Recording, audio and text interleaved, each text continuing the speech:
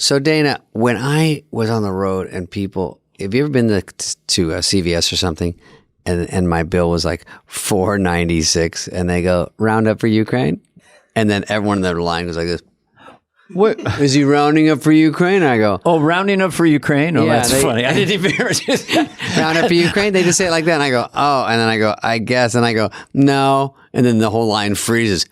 David Spade doesn't round up for Ukraine. I go, well, where is it going? You're taking my 4 cents in like a fanny pack in the Ukraine. You throw it over the wall. I mean, I don't know. What's I'm buying an avocado. It used to be like, would you like to help the children? I'm like, well, how are you supposed to answer that? I know. Not today. You hate kids? Why do they need so much help? I mean, honestly, today I don't think so. So, you want to Ukraine it up. And you don't know what's going on, and you don't know where it's going, and I want to ask questions, and this is just my 2 cents. Really, it was 4 cents. But they go, so no rounding up for Ukraine. I'm like, well, I like Ukraine. Everyone's like, pss, pss, doesn't like Ukraine, pss, pss, wants Russia to win. And I go, no, I'm just saying 4 cents. I'm rounding up, but where does it go? I want to follow they're always it. Trying to hit you at grocery stores. I remember give a nickel for Mr. Pickle, and I didn't even know what it meant. I go, who's Mr. Pickle? I'm just trying to buy an avocado. I always say, give a nickel for Mr. Pickle. Give a nickel and touch my pickle. Yeah, People go, nah. Give a dollar. Let's all holler. Remember that one? Yeah, that was. I mean, there's so many point of purchase things. You just sort of go, do you want to donate? And you're right. You're just not sure where the money's going. Molly Shannon is. The thing about Molly Shannon, SHA, I thought it was one N for about 20 years, but it's 2 N's. Why would it be one? I just fancy talk. I'm just spitballing. Jeez, good luck on Wheel of Fortune. Molly Shannon has a cool name. Let's put it that way. And she has a bestseller book out. Hello, Molly. Molly's I don't know why she came up with that title. Loveliest people to talk to, and she's so interesting. She was at Norm's memorial recently, and she spoke. Very articulate, very interesting the way she puts things. She's not always like diving for the jokes like me. She's not so thirsty like that. She's just very thought out, very authentic person. Yeah, she has a dry, funny sense of humor. When I've run into her over the years, instantly laughing. Because I remember telling her once, she hadn't seen her in years. I go, should we try to get famous again? And she immediately thought that was funny. Laughing. Yeah, the idea of trying to get famous. But good audience. She's so talented that she's always working. And she's in our friend Vanessa Bayer's show. And the title of that is good on Showtime, yeah. What's the title of it's one of those. It's kind of a condescending title. I love that for you. I love that for you. Yeah. Yeah. So Molly Shannon is obviously one of the all-time great performers, superstar, and got a movie with a character, her cheerleader character. One of the SNL movies. A brilliant physical comic. She used to throw herself around on that show. Yeah, she was doing like Farley-like maneuvers. She really was hurting herself. Steel chairs, not fake ones, like steel folding chairs. Yeah. She would dive into them. Yeah. Lauren would swing a bat at her just for practice on 8H. I'll just go higher, go lower, and she would dodge it. You know those drills they used to do? You won't catch Spade diving in anything but styrofoam. I won't even do that. I don't do anything. I broke my ankle on a movie, and I broke my shoulder on Saturday Night Live. Grade 3 separation, actually, and it still hurts. All right, all right, guys, here it is, Molly Shannon. Molly Shannon, enjoy.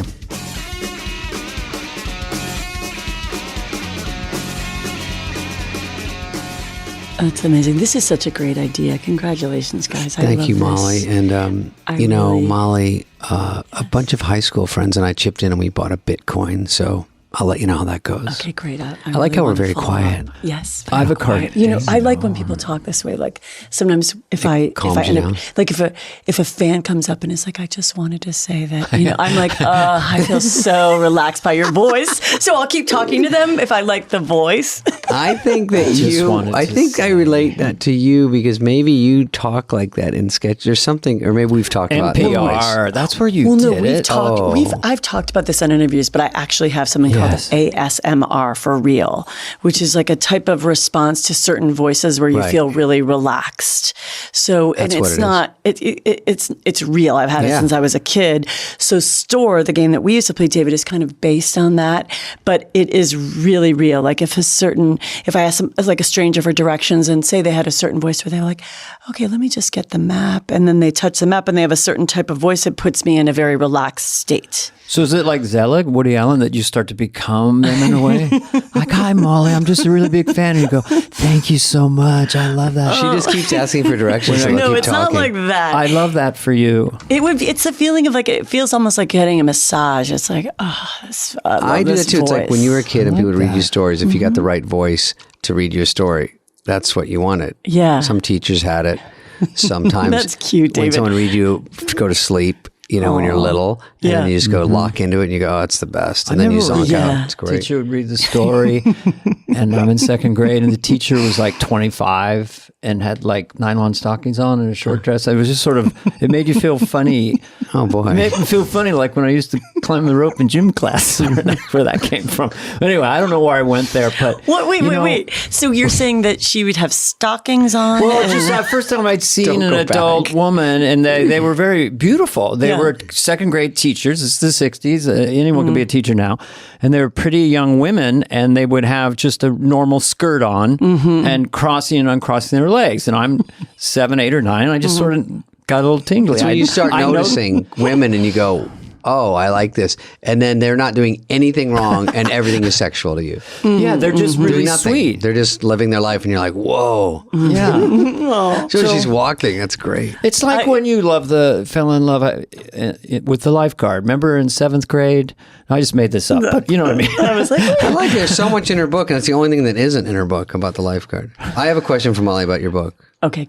Great, David. You worked at Cravings. Is that in Sunset Plaza right here? Yes, it's right near here. Is it still here? No, it closed down. That was here forever. It was here forever. The best grilled lemon chicken salad and really good pastas. I worked there for about 4.5 years. I love it. Waitress, I read all that part of your book, and then I started in the beginning this morning. It's really compelling. Thank you, It wasn't Dana. like, oh, we get a book, we got to, okay, what? Dana. This one was like very well written. Thank And I you, wanted to Dana. ask, how old were you and how long did you go at Cravings? And when did you leave Cravings? Yes. How old were you? Because that's the only thing I didn't Yes, get. I worked at Cravings for 4.5 years, and I got Saturday Night Live when I was 30.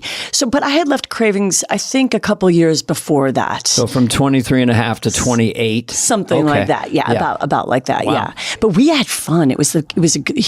Ibrahim, our boss, hired really good people. So we would have parties at night and dinners. We had a blast working there. That's right in that strip where you can sit on the street at sunset, right? Yeah. Now, it said here that you were, was it improv and you would call people to come to your shows, like a bringer show, like you'd say, is that true?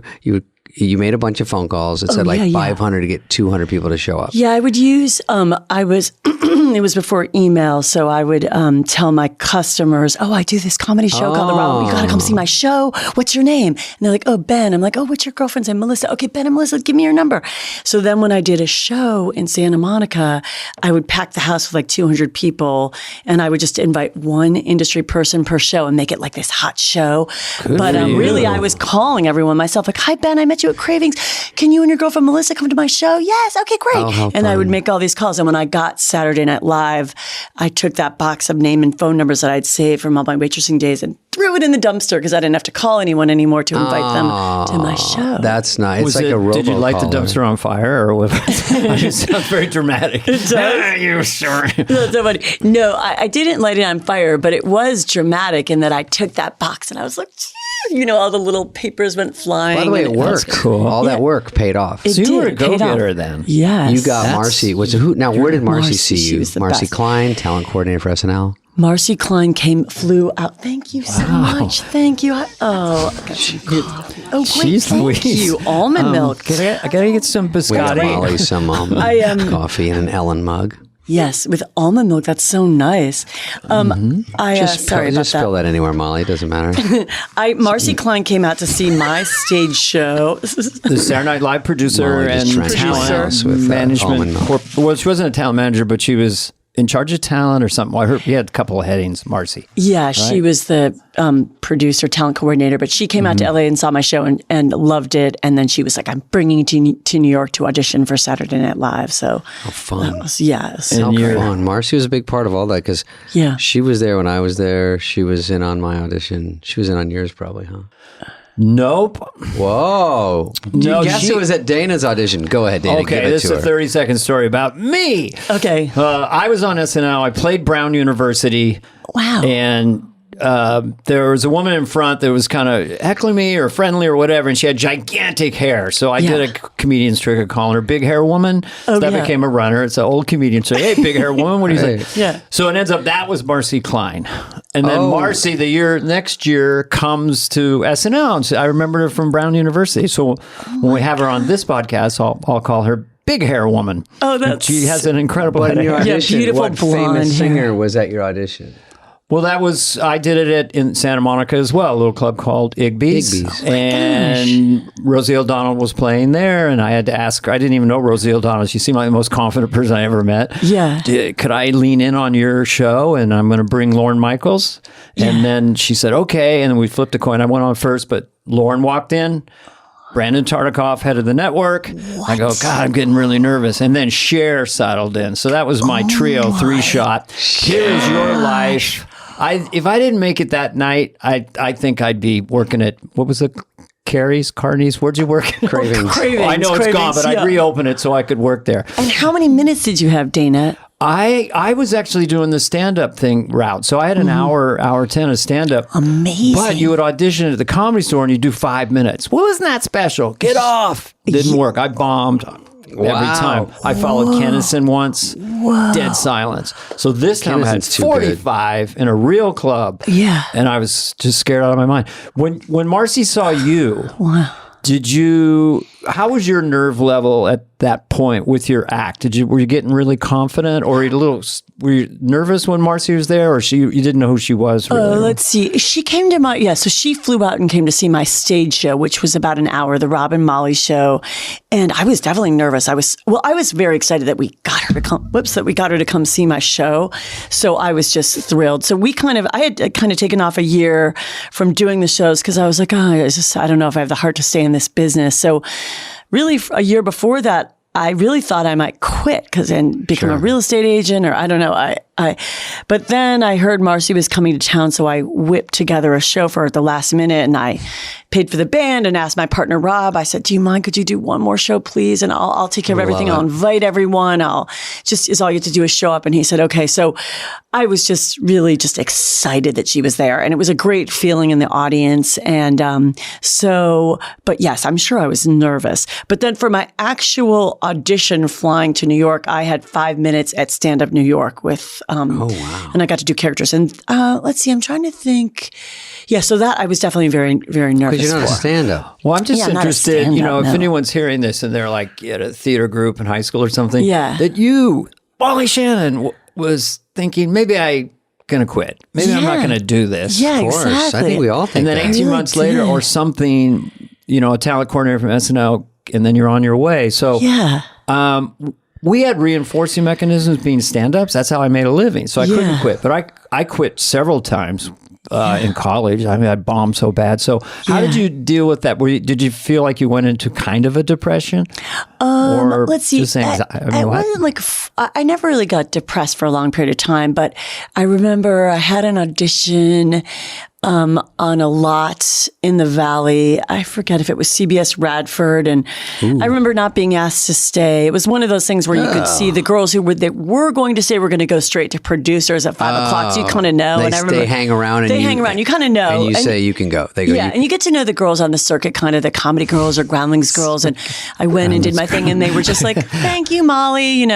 Next. And then I walked out to the room, and you could see the girls who were being asked to stay, and I was just like, "Bye, everyone. Good luck." My heart melted, crushed. And I went out to the parking lot, and I saw this great actress named Catherine Lanasa, and she's just so lovely. And she was like, "What were you auditioning for?" And I think I forget what it was, but she was just so casual. And I remember she was like, doing stretches by her car, like ballet and stretching her leg. And I was like, oh, I wish I could be easy breezy like Catherine Lanassa, not caring. And I was feeling dark, like, this is so much rejection. And I think I'll just go to Gelson's and get a half a chicken and go home and close my shades and call it a night. Half a chicken. That's so specific. I love it. It kind of sounds delicious, it though, in a way. was delicious, yeah. And that is what I did. But I just, in that moment, was like, I don't think I have the heart for this anymore. This is just too hard. So much rejection. And so that's when I gave up for a year. I would be sitting in auditions, and it's so depressing with Brad Pitt next to me and going like, are you reading for Hunk also? Well, let's see who gets it. Let's stay friends after, though, if I get it. Anyway, I read for Paul Newman and Joanne Woodward. Did you really? They gave me a scene partner, and I sucked. You've seen my movies. I mean, I didn't know what I was doing. So Paul Newman's there, and I'm in awe of Kool Hand Luke. Yeah. And he had these red socks on, and Joanne Woodward had a little dog. And I just got confused. But I'm with a scene partner, and she was really good. But we just fucked it. And we went outside the room, and I go, man, that went bad. She goes, you fucked me, man. Oh, no. And Robbie Benson got the part. Robbie, if you're listening, congratulations. Wait, Robbie Benson really did Robbie get the Benson, Harry and Tonto, it was called. Robbie Benson is a badass actor. But yeah, I felt bad that I took her down with me. And I apologized to Sherry O'Terry years later. No, I'm kidding. That's a joke. Wait, were you just cold reading the scene? Yeah, you'd get it, and you'd hold the script, and you had a few minutes to look over it. I was were you a good auditioner, do you think, and just had bad luck, or were you? Let's see. I think. Well, what about you? So I can't imagine you messing that up, Dana. I was terrified of acting. I was good at like doing my own comedy. Yeah. But to me, actors I never took any acting lessons. I never did any theater groups. So it was like, what? I got to sound like someone else? Yeah. It seems very easy now to me. Like I can really act good now. But I'm a little late to the game. but Molly, sometimes people look down on you. Like if they hear you're a stand-up or maybe improv, if you're with actors, and I've been in auditions, and they go, so you're a stand-up? And I go, yeah. And I see them going, oh, boy. Like, they think they're already winning. And they kind of are, because it is harder. Yeah. I thought I was so naturally good, and I heard Eddie Murphy never took a class. So when I moved out here, I got some auditions right away, because I was like blonde. I was 20. I looked 15. And then I was like, I'm so naturally funny. So I didn't know what I was doing, but I'm just like reading. And they're like, he's horrible. Like they just go, he doesn't know what he's doing. And I go, huh? No, I'm naturally gifted. Yeah. And I wasn't. And then I had to do 2 years of class because they wouldn't bring me back for auditions. They said, he's too green. Oh my God. And it was all my heat went away. I got to town, I had some heat. Yeah. And then it went away. And then 2 years later, I'd start again from scratch. That's I know a little more. Like I didn't know how to hold the sides. I didn't know to look up or look down. And you just need to have a little confidence to go in front of an acting teacher, say, when you walk in, do you do this? And she goes, no, that's a red flag. Like, so then I just learned, so if I just go in and I don't do these things, at least I'm in the mix. I read for Brandon Tartikoff. Did you? And right before, he was going to give me a holding deal. It was already all set. And I walked in, and this motherfucker, Dennis somebody, head of casting, I'm in the waiting room. I got a coach. I went over my fucking size. I didn't know what I was doing. And he walks in and he goes, I think we're going to do these. And he switched it, took out of my hand, put in a new thing. He goes, and I go, this is a new scene? They go, yeah. They go, ready for you. And I go, no, I didn't have the balls to go, give me a second. I walked in, I just read it off the page, and they go, thank you. And they go, and my manager goes, how'd you fuck that up? I go, what do you mean? He goes, there's no development deal. He said you're too green. I go, well, they did the old switcheroo on me. He goes, well, no one's going to remember that part. I read a love scene with Lynn Stallmaster in a room in a dark. No, it was a guy. Director, right? It was Lynn Stallmaster. He's a man. Legend. He's a guy. Yeah. But it was just me and him alone reading a love scene. So I'm with this guy in a room, and the lights are down. I care about you so much. Don't you understand? Yeah, well, I like you too. My name's Judy, as you know. I mean, it's like so. It's so hard to Let's get back to our guests, because we do like to talk about ourselves.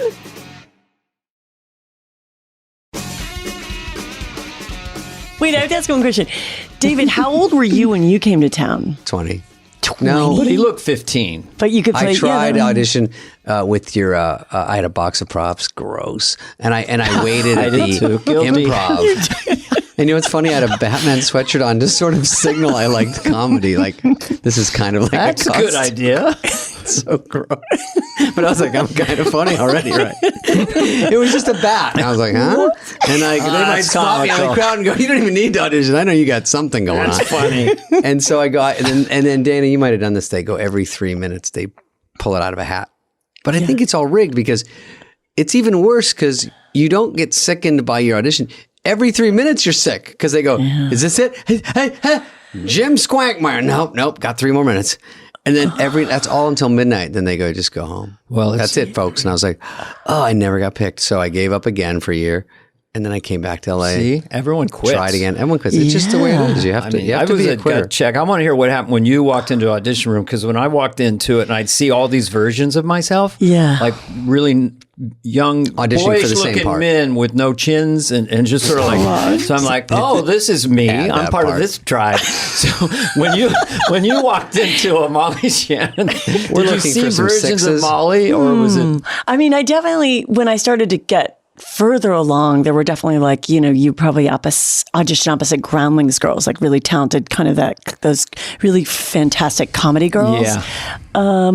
But before that, no, I don't think so. But I would usually audition for like the best friend or whatever, that type of thing. When did you kind of, or did you always have it? Because I was reading your book last night, but your internal confidence, I'm always fascinated by that. Or is it? Because I would say mine would go up and down. Do you have, I mean, there's a Molly in there that goes, fuck these people.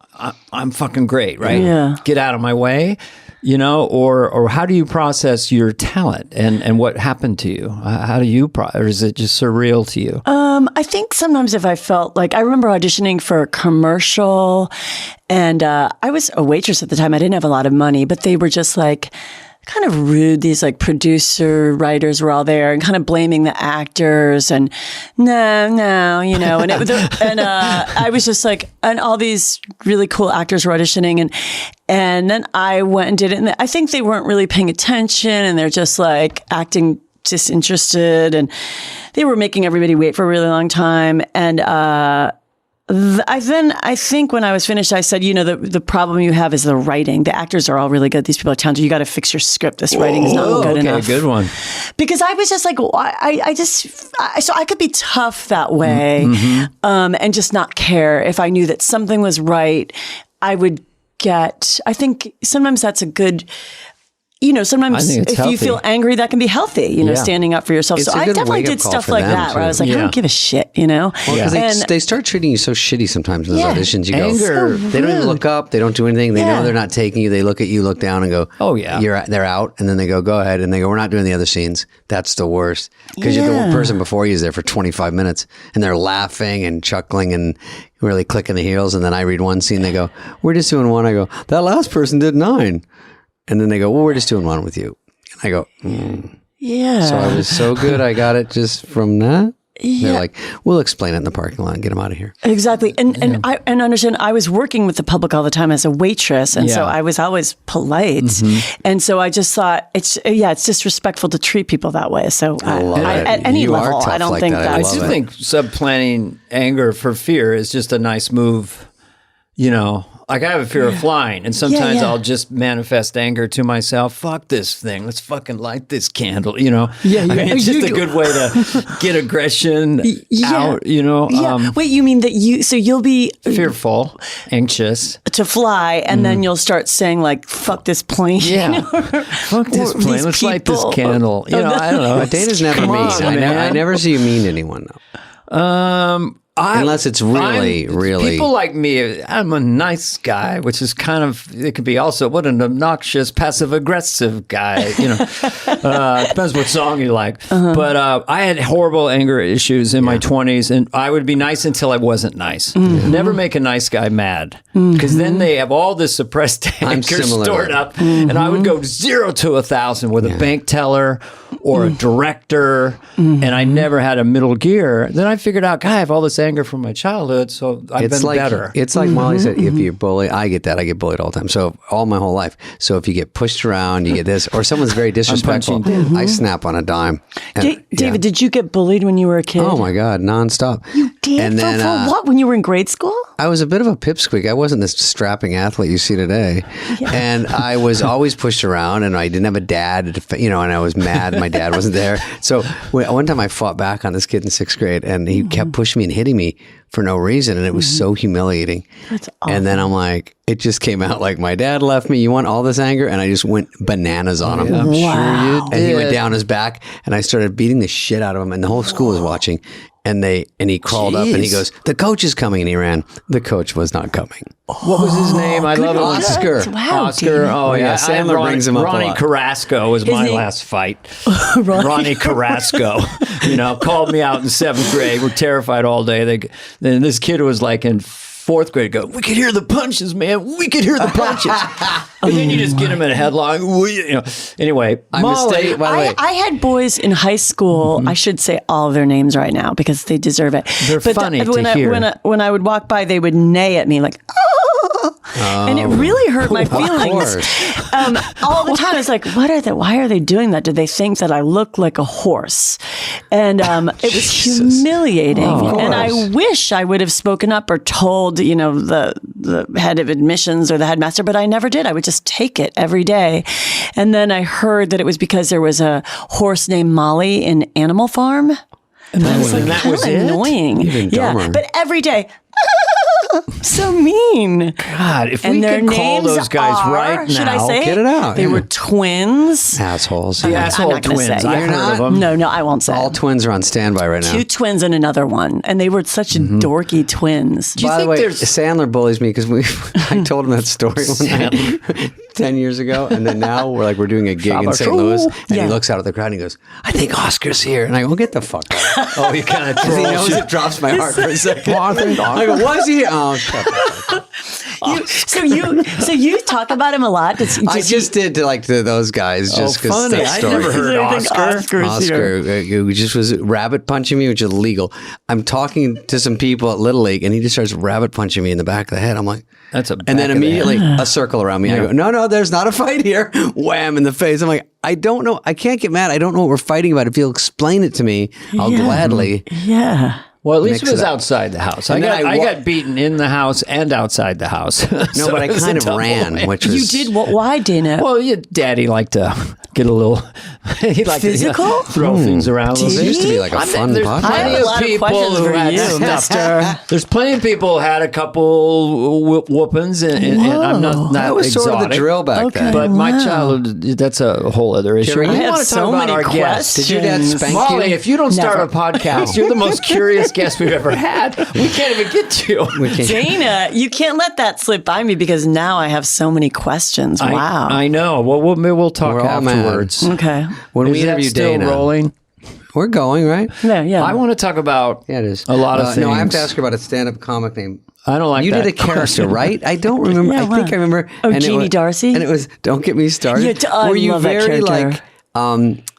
Very monotone? Is that what you said? Yeah, she's kind of like on the spectrum maybe, but trying to get into stand-up comedy. Has a lot of dreams, but really not gifted. But she's like, don't get me started. Don't even get me started. And she does comedy. It's about dating, but she's probably very out of touch with herself. But so she does. But I love doing that character. I did it at the very end of SNL, and I purposely did it to not get any laughs because I was kind of sick of always, hey, you gotta make them laugh. That's that funny. I did the opposite. That's where great. And I really just did it because your jokes to, aren't really nailing it, right? They're probably bad, right? Yeah. Intentionally bad. Yeah, I did intentionally. And I did it to kind of make Jimmy Fallon laugh and Will Ferrell laugh. It was really kind of just for them. And the audience did not get it at all, which was perfect because I wanted it to be like dead silence, crickets. Sure. And it took a while to get it on because, if you put something through once and it doesn't get on, you really shouldn't push it again. But I pushed it through again and it finally got on Update and it was great. And Who did you do with, Jimmy? I did it. Yes, I did it with Jimmy. And then and then Scott Wania wrote a version where I was performing at an old age home, and like, don't get me started. Don't even get me started. Oh yeah, I remember that. You know when men leave the toilet seats up, and she would do this dorky comedy about men versus women. And basically in the sketch there were people dying in the old age home, being wheeled out, who would die. Their pulse has stopped, and I'm still doing my stand up, and the character has no sense of, she doesn't care if people are laughing or, so it was the most fun. So do you feel like you're more confident like that? I feel like I was the most confident the day I stepped off SNL. Is that I kind of always have a part of me like, maybe 2 more seasons, because I finally didn't give a fuck in the best sense of that expression. Yeah. Did you feel like at that point you're making Jimmy Fallon laugh? I mean, you must have evolved in terms of just, after you did 100 shows, you just feel different about doing SNL, right? At that point, there's a confidence. That's true. Well, I think Lorne's world is so different than Hollywood. Like, Lorne doesn't care what anybody thinks. He's like, I like them. He'll take somebody and he doesn't care. He does his own thing. Yeah. That's what I found refreshing. Whereas maybe I felt the town of Hollywood before I got SNL was a little more like kind of people following people, or, Lorne just decides what he wants. And he doesn't care what's he is a master. And they leave him alone. They don't fight him on everything. Yeah, he's so good. So I really liked Lorne's world. And yes, I felt like it was like a comedy boot camp.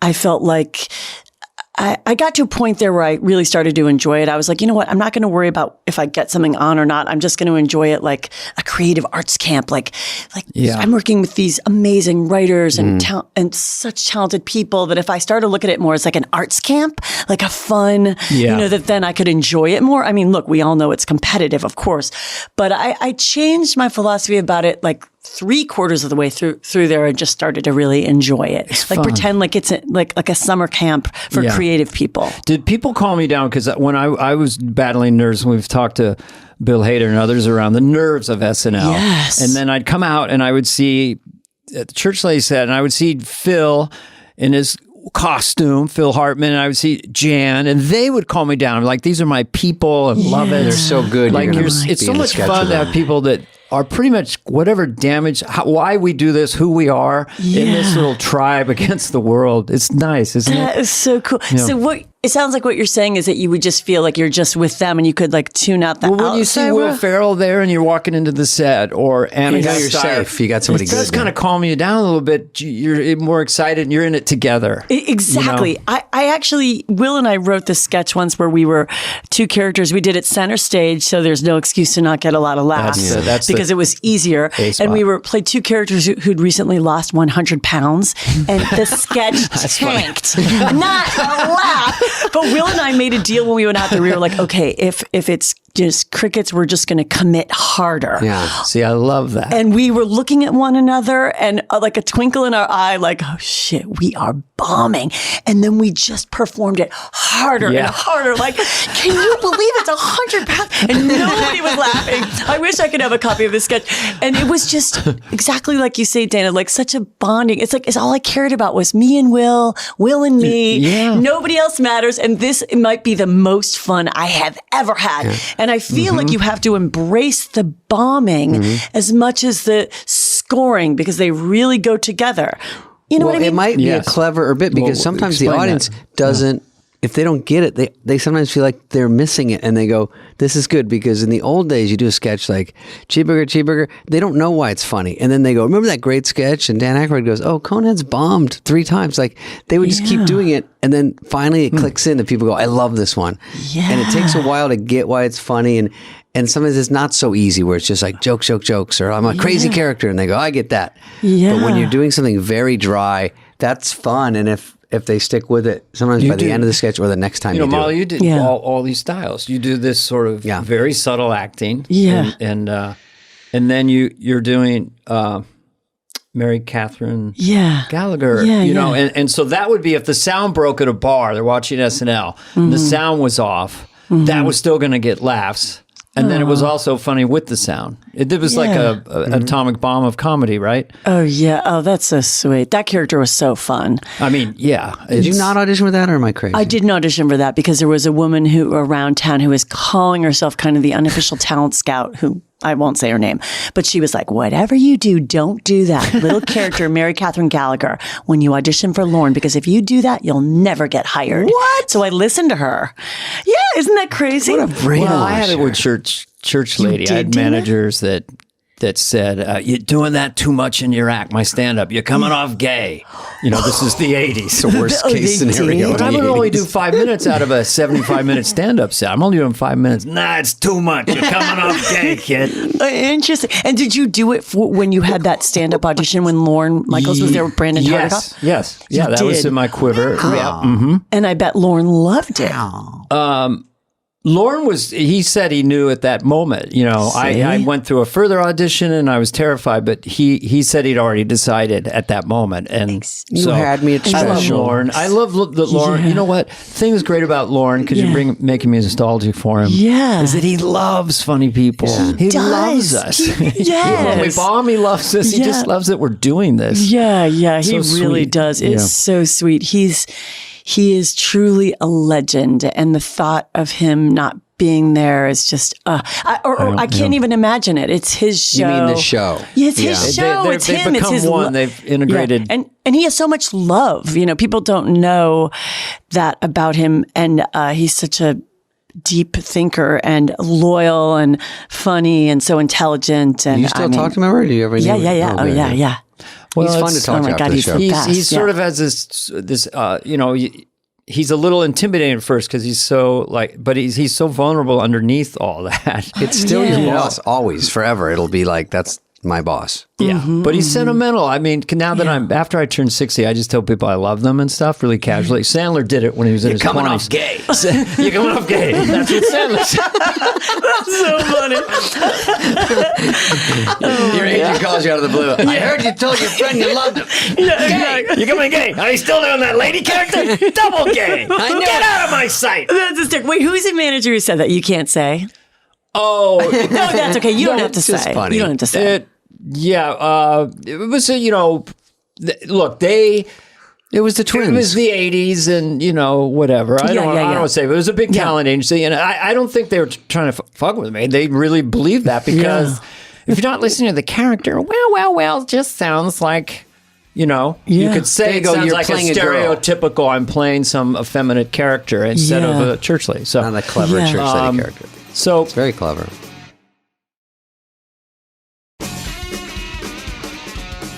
We should talk about the injuries you took, because that was a big part of your book. Okay? Yeah, I am okay. Are you all right? Orthopedically. Because I remember you threw yourself around like Farley, and he would be really in pain. And I think I remember when I was still there, we had overlaps because we did play Store. Dana. You guys were cast members together, and lovers. And you weren't. I know you wrote, but were you also paid as a writer or not? No. Not the whole run. Paid as a writer? No. Just a performer. Isn't that crazy? Everyone there. We all wrote. I think they dropped my writing credit when I went full cast. But everyone still writes for themselves, obviously. Yeah, we write. And people at home don't know that if you write, it's fun to write with a writer from the show because you have to have someone watch it.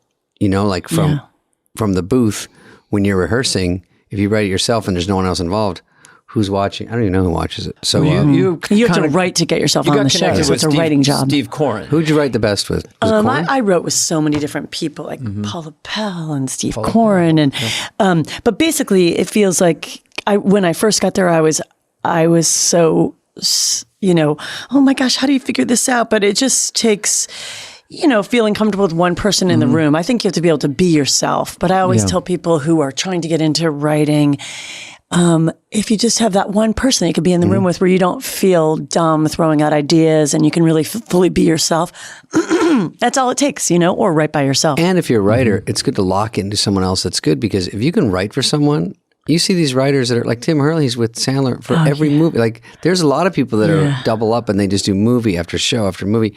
And it really is important to find someone you can lock into on the show. I think what I was saying about Mary Catherine is I think they were using steel folding chairs. And I remember going, are those real steel folding chairs? There's no, she keeps falling. I remember feeling worried for you. I mean, I've seen it live. Like, whoa, that looked gnarly. I'm back on to whatever you're falling on. Yeah. I was kind of reading your book last night. Like you You were like another type of Farley. I mean, I don't think many people threw themselves around the 8H. Like you did in that character. Yeah. And you kind of got in a hypnotic state in a way, or you'd be... I would feel just nothing. Talk about that. Yeah, I felt nothing. No I didn't feel the pain when it was going on. I would throw myself into metal chairs and do crazy stuff. And I look at that now and I'm like, oh my God, I'm so glad I didn't break my neck or, you know, really my back. Yeah, I wasn't even thinking about that. But then the next day when I would wake up, I would definitely feel like, oh, my muscles hurt, and I would have cuts and bruises. And so I would feel it the next day. But I also liked it because I felt like I worked really hard and threw myself into the character. Yeah. And I really did want to perform and be physical and be like the boys when I started. And I really wanted to do that. And then it also helped me kind of pour my nervous energy into the character because I was so nervous. So the physical aspect of it felt like a release. I got that. Yeah. And so what was the evolution of that becoming a movie? You did it, and then you did it, and then it became a huge hit, and it was exploding. And when you come out and you get applause, I mean, that feels great, right? That feels so good. I guess... especially because, it took a while to get on because I put it at the read through, and then Lauren liked it right away. He was like, "Oh, let's wait and save it, and we'll do it with Gabriel Byrne." And then, perfect. And he was perfect. So then Gabriel Byrne came, but then for the show order that week. For the dress rehearsal, it was at the bottom, and I was like, "Why is this at the bottom?" Which means it's probably going to get cut for the dress show. It was late in the show. It was late in the show. Yeah, okay. They think the dress schedule not going to make it. They think it's not going to make it. Yeah, they don't have a lot. And so but that was kind of good because I thought, I'm going to have to show them, and I think because I'd read it at the table, they weren't understanding how physical it was going to be, and because I'd done it in my show, that character in my show for so many years, I knew what it was. When I did it in my stage show, I would climb the walls and get up on the rafters, and they'd have to peel me down off the wall. And did you have the outfit? Sorry, did you have the outfit in the stage show? No, in the stage show, I think I just wore a black skirt. She became a Catholic schoolgirl. Because it was very funny look with the underwear and everything. Yeah, with the underwear, bobby socks. Yeah. So exactly. Go ahead. So then I thought I'm really going to have to show them. So that was kind of good. So for the dress show, I went crazy. I really had to just checking. Okay, great. Is it okay? Carry on, Molly. Carry on. Okay, great. Carry on. Oh wait. Just okay? short. Okay. Technically. So for the air show. So for the dress show, I just really went crazy performing it, and people went crazy. It got such a great response. And then I went into Lauren's office between dress and air to see what made it to the live show, and my sketch got moved from the bottom of the show to the top. Yeah, and I was number one. Yes. The same thing happened with the church lady. Is that right, Something Dana? about these characters. Did you have the smell the armpits and Superstar on the first one? I did Superstar as a joke. I threw it in for my friend because we used to always, my friend Deborah Palermo, as a joke, I used to always go, Superstar.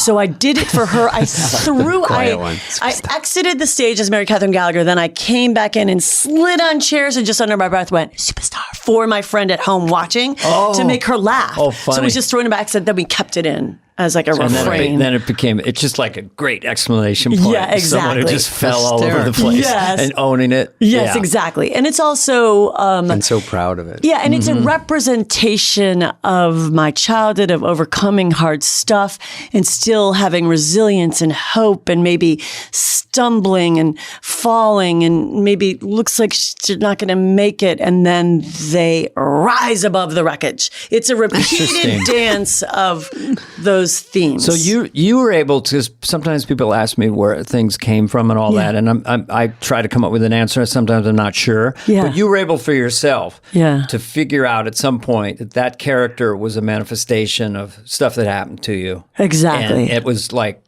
it's self-care, basically. Yeah. I get to reenact this, but be Superstar at the end. Exactly. God, that's so interesting. Yeah, it's like healing. Yeah. So before I was even in therapy, I would do the character on stage. And I remember a friend came once and they said, oh, that character, the schoolgirl, or it wasn't a schoolgirl then, Mary Catherine Gallagher, she seems angry. I was like, angry, really? I thought, oh, that's interesting. But because the original scene was just a girl auditioning to try to be in a David Lynch movie, and we would just improvise it. And I'd be like, no, you're not understanding. And I have to prove myself and get this person to, like me and cast me. And so it's just a little exercise in trying to be seen and understood.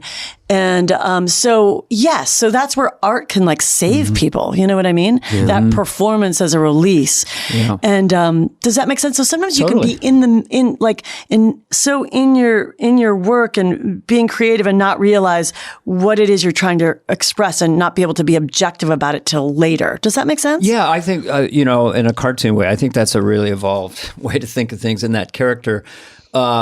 I did a lot of passive-aggressive characters because I had trouble expressing anger because I grew up with a lot of anger in the household. So you were just taught to suppress it. Yeah. So Hans and Franz, I don't know, you can't even look at me and church lady. Well, you don't quite know what you're doing. So all my characters was kind of angry initially and passive-aggressive. I guess that was healing. So let me ask you a question. So you felt in your house, but you said that your dad could be really aggressive and violent. Yeah, violent. But you had to. Yeah. Did you? How did you have to react to survive it? Eggshells. I'm gonna disappear. Basically. So we weren't like, I asked Sandler about that, and his family was just like, they could yell at each other. Nose to nose. Hey, you want to get some ice cream? Okay. Healthy. Yeah. This was not that. But it was the 60s, 5 kids, a lot of independence. See you later. So, I survived. And what was your mom like? She was sort of very sweet, but very dainty and very much under his thumb. And she was the artsy one. Interesting. Was she into you being creative? These big families, we raise each other a lot. We scrambled. Yeah. It was like if there was sugary cereal, get it now, that kind of stuff. Yeah. So anyway, it's very interesting. It's always fascinating. Like David, he had an easy childhood, so he's so fucking funny, but with just David, David, you were raised by your mom? Yes. I'll take this question from Molly. Yes, you were raised by your mom. My mother, I was saying about Dana's mother, like it sounds like mine. She was very like creative and she was a writer and she loved artsy stuff and always wanted us to do anything like that we thought was, my brother was more artistic, anything comedy, anything. She loved it. She loved writing. So she would always push that. But the dad wasn't around. I think you had sort of the reverse of that with your mom, and you had a tough. I think it's just funny because all these comedians, it just always sort of is the same type of story where it's just tough, And a lot of people have tough growing up. Well, we're not and alone. They're not all comedians. Yeah, so it's just that's why we're not that special in that regard. But I was lucky to have a mom that was very, she had dealt some tough cards, but she tried her best, and the dad wasn't around, but I think the mom really tried to make up for it, That's great. And she was great. She's still around, thank God, because that's a tough one. And I think that it plays into everything, Yeah. It only takes one. It's like, I think you need something. If you have one good parent. I like the figure of speech. They say having a champion. Yeah. And when I was reading your book this morning, your dad became your champion. Like you can do anything. My mom was like that with all of her siblings. That's Yeah. So it was. We had with all her children or all her siblings. With all of us kids. Oh, with all of you kids. That's so great. So she was supportive that way. And did she stay married to your dad? She did. She did. That's so interesting. 1940s, 1950s. I understand. It's that generation. You don't leave. Yeah. Well, let me ask you this. So she, so did you feel like you had to be more like her? No, I kind of took care of her. Yeah. Yeah. You did? I was her surrogate husband. That's so interesting. That makes sense. Yeah. I had that a little bit with my father too. Yeah. There's nothing to be embarrassed about with that. Oh no, it's just normal codependency. How do you get attachment? How do you get love? And by behaving this way, you get it. You don't. I went to therapy too. Maybe we went to the same therapist. I have to say, I don't know how much more time we have. Yeah. We've never had a guest quite like you. You're so interested in us, and we love it. It's so interesting. Well, you guys are so talented, and I have to say, it's so fun doing the show because I would rather hear you guys talk. Yes, we would too. But we know that we people have who are to talk listening to this particular episode want to hear about Molly Shannon. Well, I like talking about anything like that because I think it helps so much. I like talking about it. Therapy helps so much. Yeah. How long did you go? A long time. Okay, I went 5 years, but maybe I'll go back. That's great. Because he's driving me nuts. Molly's got such an interesting disposition because you're always upbeat and you're such a good listener. And even, we don't have to talk about it, but when we were at that Norm thing the other day, you're such a good articulate speaker, and you speak from the heart about any subject. And just when we're out and you meet people, you're just very locked in. It's very, you don't see that a lot. You think you do, but you don't.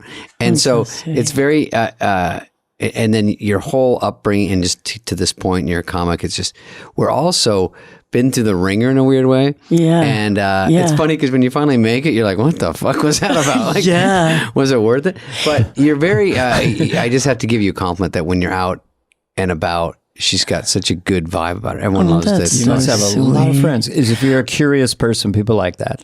You know what I was going to say, but don't you think, like, sometimes I think going through that tough stuff when you're little does give you that kind of command of an audience, that control. You have to have some kind of weird skill to be able to, do what you guys do, like get up and perform and know how to like hold a crowd. I mean, that's not an easy thing. How do you think your childhood gave you that ability to have that special skill? Oh God, these are really good questions. It's maybe attention. I've actually been recording this. I'm going to use it for my book. Hello, Dana. Hello, Dana. That's funny.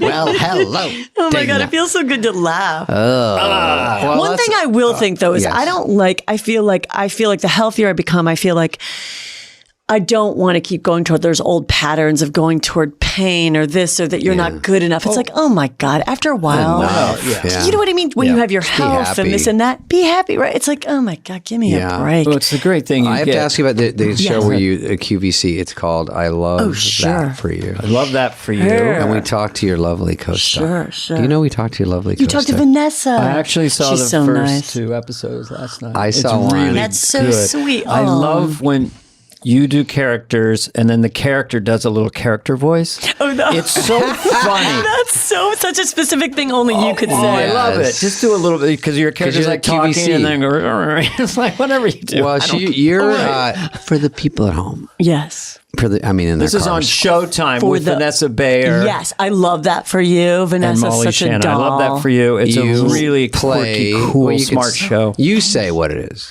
Oh yeah, I play a host of a home shopping network, and I'm like the queen salesperson, and I can sell stuff like, this is the cutest little jar of sugar. You see, and Vanessa taught me how to do it, but this is what these women do, and they're very good at selling it's stuff. very funny to watch. Yeah, but Vanessa grew up watching it, so it's based on her childhood. And Vanessa and I are both from Cleveland, Ohio. And Vanessa's another one who she seems almost like she could be a psychotherapist, not an actress. She's very calm in real life. Did you find that? Yeah, definitely. She's so grounded. Yeah, I could see why you two would connect. Yeah. And Molly, you saw one, and she plays the QVC girl, and it is kind of funny for you because I like it because it's very calming to hear those people talk, like you said, and you're just so happy. I could just drone on and watch them for a while because they're very interested in what they're talking about. They're very interested in the audience, and they're just talking to you, and they don't fucking stop. And they showed Vanessa going through the audition process of that show, and it seems very hard. That show it made me scared to be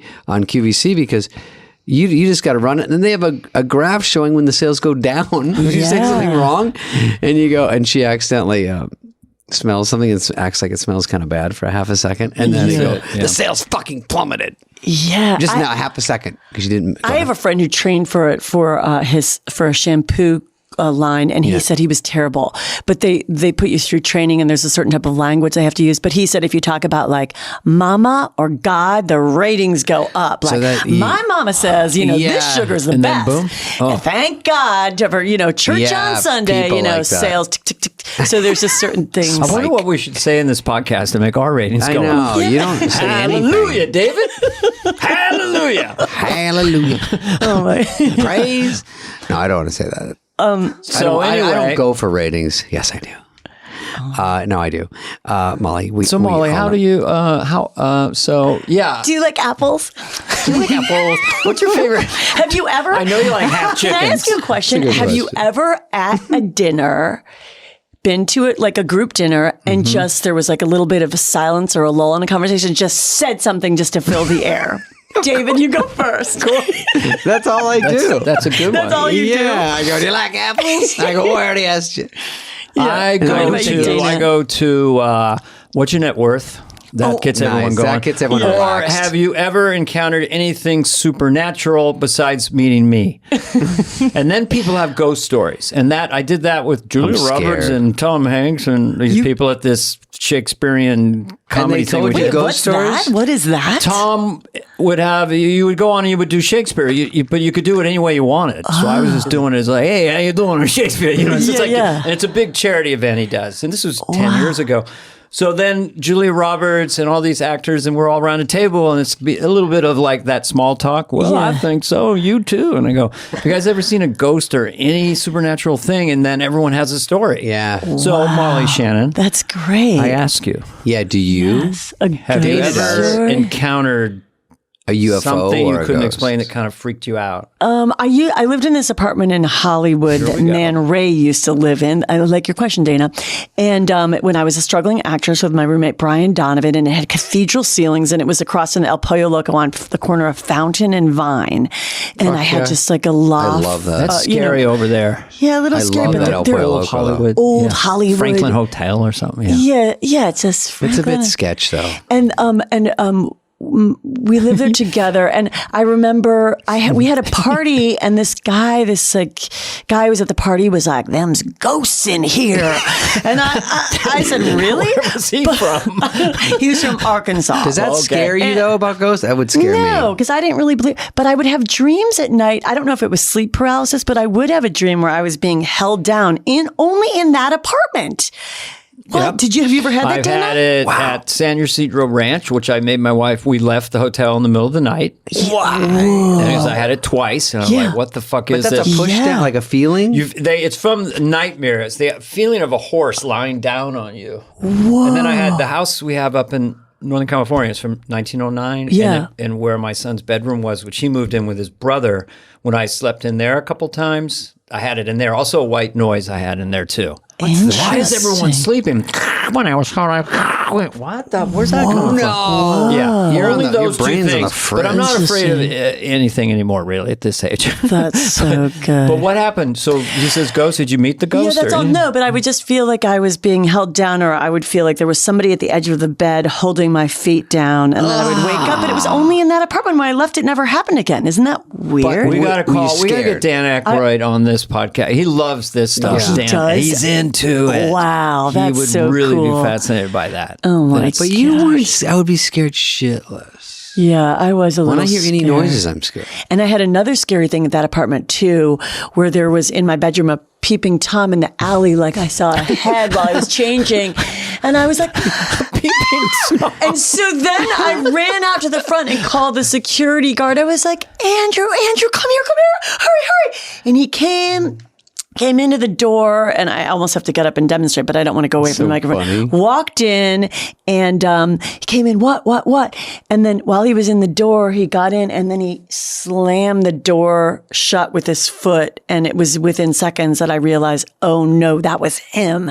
And now I've just let him into my apartment. Oh, wow. Isn't that scary? He was like this, I'm going to demonstrate. He was like, what? Molly's standing up. Like this, and He's closed the door and like, kicking her foot back. Scary? And now you locked him in That's the room right. with you. Then he was in the room with it, but I did quickly get him out because I just Did was you like, figure oh it my- out? There's a I killer quickly in the figured alley. it out. Then Yeah. you realize It's he's calls the coming killer inside in the the house. alley. Yeah, isn't that Hell, I scary? didn't see anything anymore. You can go now. Yeah, I was like, Why do you what? think there's a killer in Here's the what alley? he should have done, Molly. He should have closed the door while you were behind him, and he should have gone, he's not in the alley anymore. And then he goes, he's in your room, and turned to you. and then you would have gone, oh my God. Oh my God. Did you ever see that movie When a Stranger Calls? Calls come from inside the house? Yes. Don't do that to me. I can't. Spade lives alone in a 19,000 square foot house with no security. Are you, David? Well, I definitely haven't seen any scary movies. I would not see it. You wouldn't see a I horror didn't see The film in Exorcist. this place. I didn't see any of the biggies. No. No. Why am I inviting? I have enough nightmares. I want to add. I don't want to add. No. Exactly. There's no Too more room. stressful.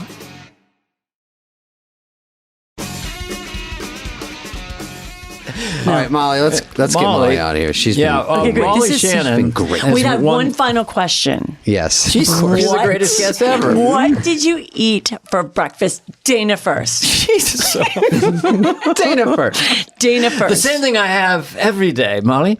I had 1 egg and 1 egg white. What a pig. I had some avocado I sliced up. Yum. I had a half piece of sourdough. You're gay. Toast. You're gay. You're getting gay. That's the name of the episode. So avocado toast Yum. and those two things. And then my wife made a thing she calls a green drink, a little bit of pear and spinach and stuff like that. And that sounds. what did you have? That sounds exactly Half the a kind of chicken? breakfast I will. Yeah. I had a Gelson's half a chicken. No, I just had a smoothie. I had a banana almond milk smoothie right before I came. Ooh. David, what did you have? You know, the big story is when you said that about Gelson's, when I moved out here to stay with the Funny Boys to do stand-up, I had no money. Yeah. And I just had change. Yeah. And he goes, you can keep there's change up on the counter if you want it. So I felt so embarrassed. But when I went to do stuff, I would scrape the change. And I went to Ralph's on Fountain way down there. Yeah. It was Ralph's or something.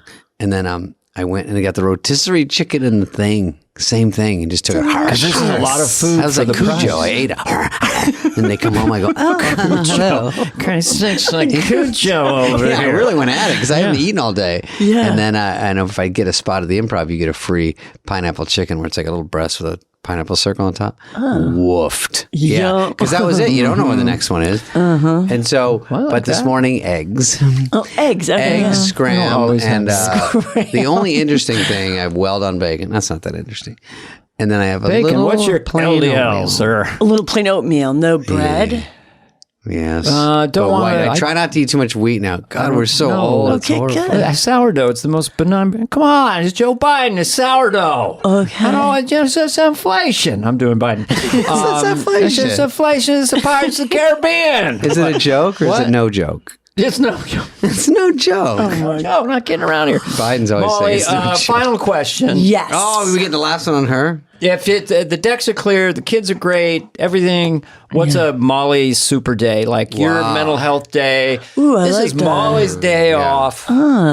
Okay, I like that question. I would definitely like to exercise because it relaxes You me. go for a hike, Run, walk, a run. Oh, you still You run? Yeah, I run. That's great. I ran Good this for you. morning because Good. it calms me down. Running's great. great. I just can't do it anymore. I hike though. Oh, hike. Yeah. Well, hiking is so good. It has to go up a hill though. That's amazing. Yeah. So you start out with the run, Running, You and come I would in, you- listen to a good podcast Do a light- or a good do. Okay. interview or Okay. the Daily or NPR or Whatever. books on tape. So I'll do that while I'm running. Oh, okay. And then I also like swimming. So a good day would be to I swim for love 1 it. hour. Wow. Yes. You're You're my hero. ripped. That's what I want to do. It makes me I've feel been- so I've happy. been starting to attempt to do it because they have a little pool at this one house we have. Oh, that's so So nice. how do you? So you, where do you go? Where do you swim? I swim. One- We have a pool in our backyard. So it's like 40 feet or 30 feet, 40 feet. I'm not sure. Yeah, maybe. That's what So you get pools in are and you go for. back and forth. Are you switching strokes? You wear no, goggles? I just do the breaststroke the whole time, and I also listen to interviews when I'm swimming. Do you get your hair wet? So how do you do that? I just have without a getting speak- electrocuted. I just have a speaker. I don't have the earpods, but I just have a speaker, so I'm really like, Oh, you're listen- kind of like this, and it's on the side of the pool. Exactly. So you come out. What gets you Yes. more just zen down, the run or the swim, or is it just the two together? That's a really good question. I would say, what do you think? I'm just coming on to the idea of swimming, so Yeah. I feel like, especially if it's deprivation where you have earplugs and it's like people come out of the pool like, whoa. Yeah. In my olden times, my other times, I think hard cardiovascular, breaking a sweat. Yeah. But basically, let's put it this way. Your perfect day is 10 a.m. and you're basically blasted in a good way. Yeah, exactly. After you're running your After hour my swim. run, so relaxed. So you're just like this. And now what do you do? Exactly. Then I guess if it's like a perfect day too, I might go to get a nice steam or sauna. And it makes me so relaxed. And So I now might you're super relaxed. Yeah, to really poison out. Well, you're asking like a really fun day. yeah. This is like No, while I love this. This This would is be your while my dream kids day. are in school if I have a little bit of free Yeah, time. the decks are cleared. Yeah. Then I would maybe it's a dream day, maybe I would. I haven't done this for a while, but I would love to go to a pretty park in nature and sit and do creative visualization. If you're asking for a dream day, Like a meditative meditative kind of writing. No, yeah, that's some writing. Because we know some part of these things you do all the time, but now it's loaded into one day. Yeah, loaded into one day. Yeah. But then, let's see. Did you go out to dinner with your husband? Oh my God! Well, that's later. Say after I pick up the kids. Yeah. My husband likes to stay in and cook, so I don't. But I love him. going out for dinner with friends. But he likes to cook dinner and stay in. And of course, my favorite thing is just spending time with my children. So they're 17 and 18, and I'm going to pick my son up today at school. And my daughter and I are going to get acupuncture today. So I like stuff like that. You know, stuff that makes your body feel good. Everything to make you feel better. Do you watch any entertainment? Do you watch movies? Do you watch dramas? Yes, I just finished watching The Dropout, Mike Showalter show with Amanda Seyfried. I loved it. Okay. That was so good. And my husband and I love documentaries. Okay. We're watching Love on the Spectrum right now on Netflix. Oh, Rosie's watching that. Yeah. We're getting some high fives in the room. Love on the Spectrum. Just watch Pam and Tommy. Did you watch? It was so funny. Tommy's sons bought my old house in Encino. Really? Yeah, I That's just saw so a picture cool. of that. Yeah. And They're in my recording studio and in my pool. oh my God. But I'm happy for them. Go ahead. And my husband and I love documentaries. That's our favorite. Yeah. So watching TV with your husband, hanging with your kids, hanging with sauna, my kids, jacuzzi, meditation, be at a park, relaxing, go to bed. steam. Yes, Okay, that I type like of thing. that answer. Yeah, exactly. I'm relaxed just hearing that. Oh, good. And just hanging out in the house is so fun with my kids. There's nothing that makes me happier than just having a free day where you could just stay in your house and do whatever you want. I love that. Yeah, I love being a dad. I love that hanging out with my kids. Isn't it it's the greatest? Yeah, me too. It's my Molly Shannon is her. Tell me your book. It's called Hello, Molly. Yes. A great title. Yeah. Because it said you can never forget it. I love Molly. Don't you think? It's just so clean. It's not like my journey to the thing. What was the name of your book, David? It wasn't stupid. Very good. It's not Hello, Molly. I'll tell you that. Mine's harder to deal with. What was it called? I think it was called. Oh, one of them was called. This is a good one. A Polaroid Guy in a Snapchat World. But that's a good Polaroid one. guy in a Snapchat. Polaroid guy cool in a name. Snapchat Because I talk world? about how the difference is when I grew up and now it is now. Everything's different. Ooh, I like that title. So makes I you like it, but Hello Molly's so clean No, Hello and Molly's simple. boom, Oh my and God, it's off you the can title. sing it. That's what's good. And you're also, I love that for you. Hello, Molly. Show. She's won awards. You've worked consistently ever since you left SNL. It seems like you're always doing stuff with Will, and they're hiring you for this and that. Now you're in this show. Life is good. Yeah. You're healthy. show, You this can paper. run. That's You can cool. swim. We Yeah. learned. Yes, Breaststroke swimming. only. Well, you do or you don't get your hair wet. That's what we other people want to know. If I have I know, I like that you're asking, David. If it's a nice blowout, I would probably toss it up because I wouldn't want to ruin it. I'm Yeah. sure. And then you're going above the water. Yeah, above. And just a very meditative Yes. back and forth. Yes, with some good reading Smart. material. Maybe I would listen to a New Yorker article on autumn, the owl. I do Stuff like love that about modern digital technology. best? You're driving and you can listen to World War II books and so Hitler decided it was too late. You know what I mean? I just can't get enough of that stuff. Is that right, Dana? Oh, I love documentaries too. I kind of like everything. If wife wants to watch The Crown, I love The Crown, and I like 2001. I see that every year when she's not around. Yeah. So I like all of it, but I mostly like dramas and adventures and stuff. Yeah, but, exactly. Did you see the original Staircase documentary? It's on Netflix now. That's excellent. About the guy who maybe pushed his wife down the stairs? Yes. That's a good one. You know what? Those things, if you want to look for dysfunction, Cowsills.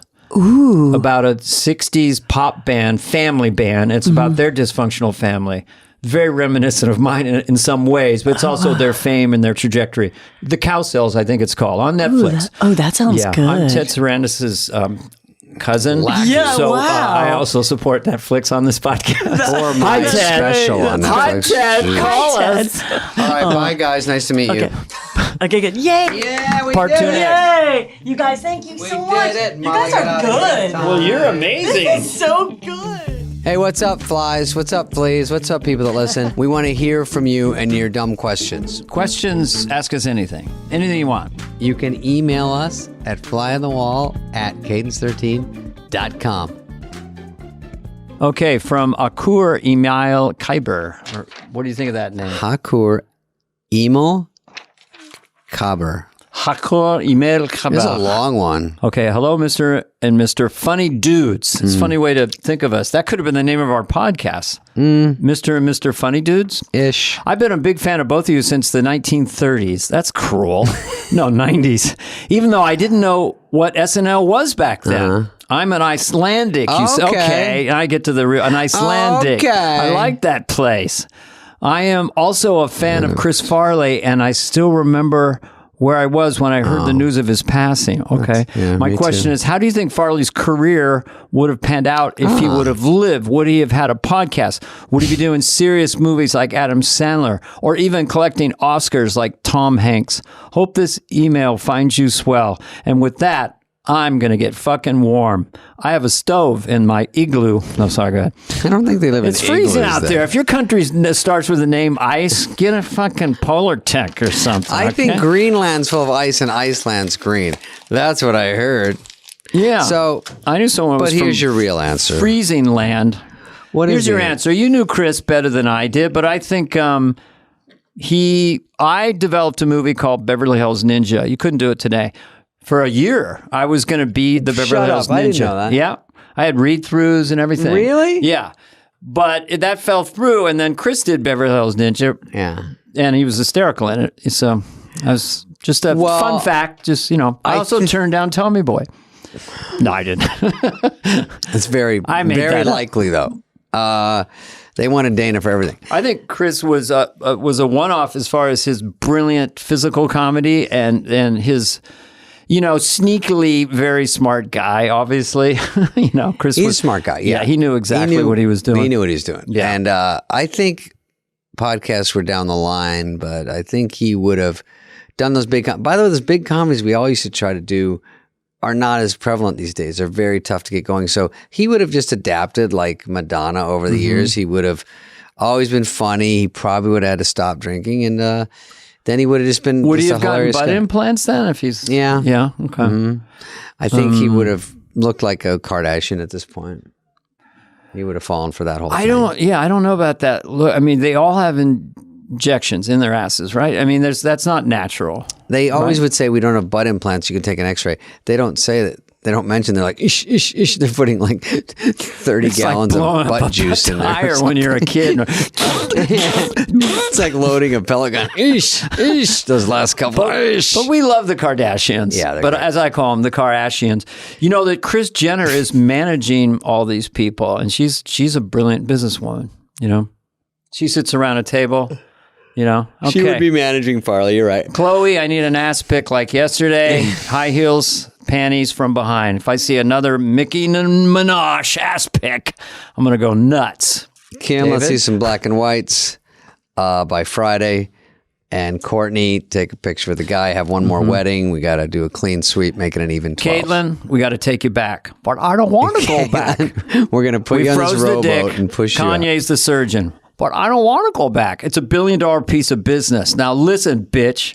You're becoming a man again. So I guess Chris would just be doing movies, TV shows. Johnny Jeffcott is like going. He would be the third. Greg Holtzman's laughing very hard in this podcast. Yeah. Now, we would have done maybe more movies. There was a movie called The Tree we liked. And the main thing I would take away from this question from Iceland is just we all miss Chris. And he was just a lovely gentleman. And I remember just saying to my wife, we were living in Upper West Side when Chris got there. You got to meet Chris Farley. He's so sweet, And he did have the Midwestern. He was, had that Minnesota nice, even though he's from Wisconsin. Don't mess with the lady. Well, he always called me the lady. Yeah. Never didn't call me the lady. Him and Chris Rock, I don't know what that was about. Even Chris today, hey, lady. It's the lady. And both were Chris's. Chris Rock, Chris Farley only called me the lady. For the church lady. Sounds like the beginning. But thank you for your question, and thank you for Iceland. And please send us a couple pictures so we know and I can educate Dana. The thing I love about Iceland, I'm not a good flyer going into Europe, and I go, okay, Eastern Seaboard, we could, okay, Greenland, we could bail out, and then it's like Atlantic, cold, icy Atlantic. I go, we could always bail out in Iceland. Round up for Ukraine. 3 cheers for Iceland. Iceland. Beep, Iceland. bop, boop. All right, I guess that's it. Thank you for your questions. Keep them coming. We'll keep the answers long.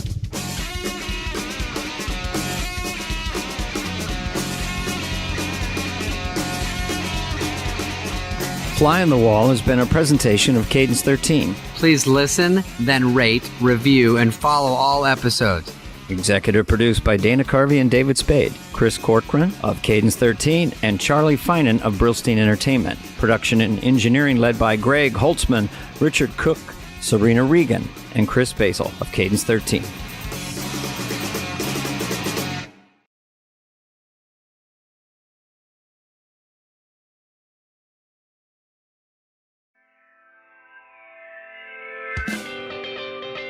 What is the moral of that story? What is the...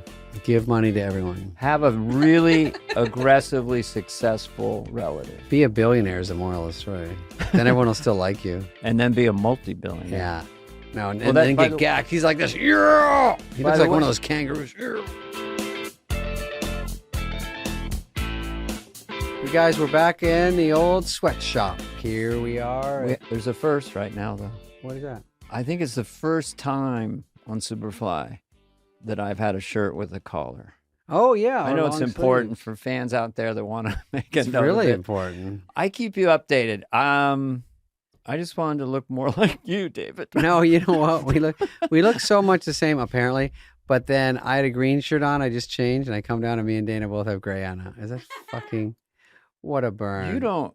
I mean, the phones are going to light up. You're like my little brother. You don't look like me. You're just like, We don't really look the if same. I had a little brother, like a kid brother, hey, buddy, Yeah. you know, the kind would get you in a headlock for no reason. Yeah. Yeah, that'd be me.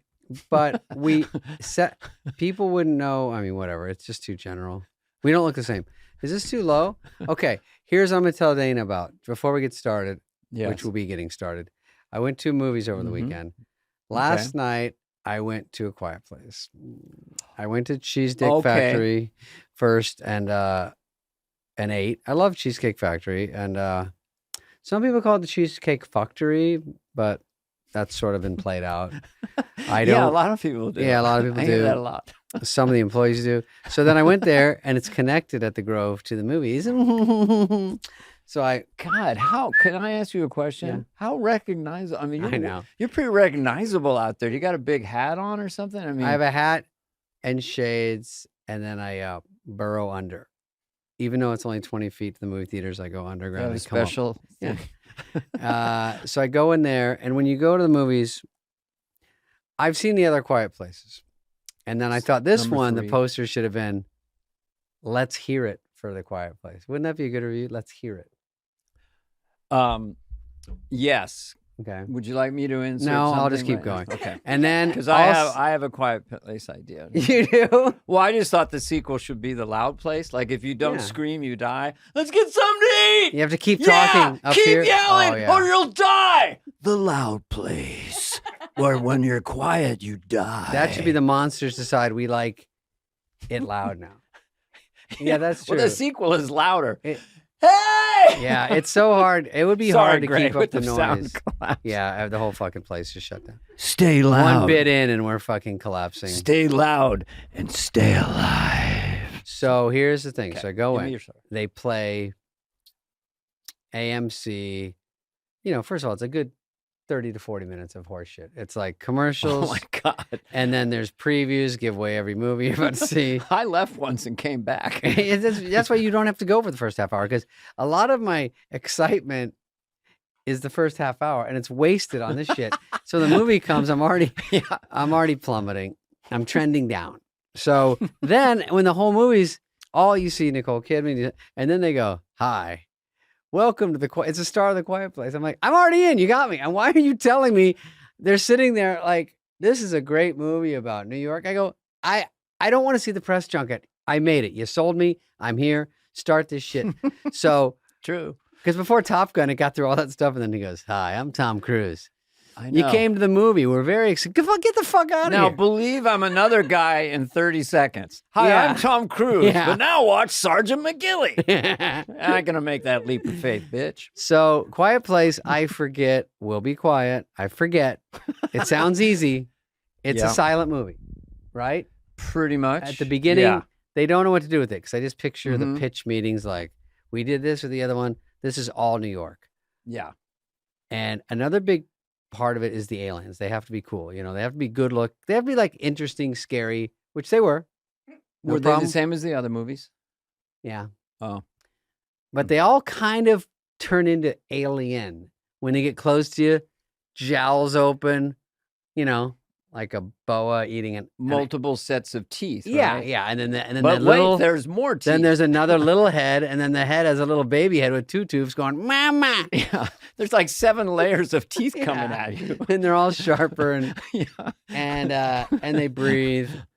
And they're always dripping with something. Ew. Anyway, yeah, it's you sick. got through this. Can I without just any say vomit? this? When I was watching scary movies as a kid, the monsters were dry, except Creature of the Black Lagoon. They were just dry. And then when Alien came out, goo was put on Wet the and thing. goo is and they bad. got wet and gooey and a lot more scary. It is scarier to be gooier. I like a dry monster. It's true. I do like my monsters dry. I agree with you. With a twist. Yeah, I don't. I With a like a splash of monster I could light a Tito's. match off of. You said Godzilla- that about E.T. Oh, he's so fucking dry. Yeah. E.T.'s He's dry. too dry. Frankenstein was dry. The original Frankenstein. All those old monsters were dry. And then they got gooey and wet. And then I stopped going to the movies. So we're still in the Quiet Place. So she has a cat. Meow. And the thing about the cat, you know the cat's gonna fuck everything up. Because cats are already troublemakers. And you know, cat, why would you have it in the Quiet Place? They're up there and he's like this pushing fucking cans off. Meow. Like, and they're like, and the cat's like, what if I, you know what I They mean? did that in the first Alien where the cat's like, meow, Yeah, and meow. they want, you can't do shit. You take a Kit Kat and go, and the monster goes. So you can't do anything in this movie. And the cat, I think, has a bell around his neck, which is another huge fuck up. It's like, isn't it funny though, the moment like you just did when the monsters are like, and then they hear, Yeah. and then the music comes in. Yeah, because they're like this, walking down the street in Manhattan. It's, of course, Armageddon. And they're like this. And then a bird goes, tweet. Now the bird goes, the fuck? I don't even know what's going on. Like, I'm just being a bird. And then the alien comes and eats him. The monster. Yeah, it's not Alien, Hans it's a monster. Zimmerman or But they something. are from space. Am I giving too much away? So the aliens are from. I did not know that. Yes, I did not know that, Ed. Not from this planet. Extraterrestrial. Yes. Oh, great one. Martian-like. So they all go to the noise, obviously, bring on the noise. And Bring so, on the noise. anything else that happened? Let me see. I wrote a few things down. Jeez, can't you just watch a movie? You're always working. No, the cat It's true. is white. Everyone's covered in filth. The cat is clean as a whistle for some. And also the cat doesn't give a fat fuck. Walking over dead bodies, la la, because you know cats don't know what's going on. So that's like the fun part is the cat. Cat never gets lost. And then at the end, I walked out, but I tiptoed out. Well, people get so attached to cats and dogs. But remember, if you had a heart attack in the laundry room and no one was around, which one would eat your face first, the cat or the dog? Let the viewers send us. Let's go to the phones. Evan? I feel Greg? like the cats would because they wouldn't even let your First body they get would cold. sniff a little bit, but within a week or two, First of all, they go through your pockets, get your I iPhone. want to and shit. see you mime that out with effects. The cat eating your face. That's the cat getting hit with milk when you go, milk a joke, and you give some to the kitty. And then the people going, aren't you guilty, Frisky, for eating your master's face? No memory. Okay, so now let's get to the other news. What was the other news this weekend? There's nothing really going on.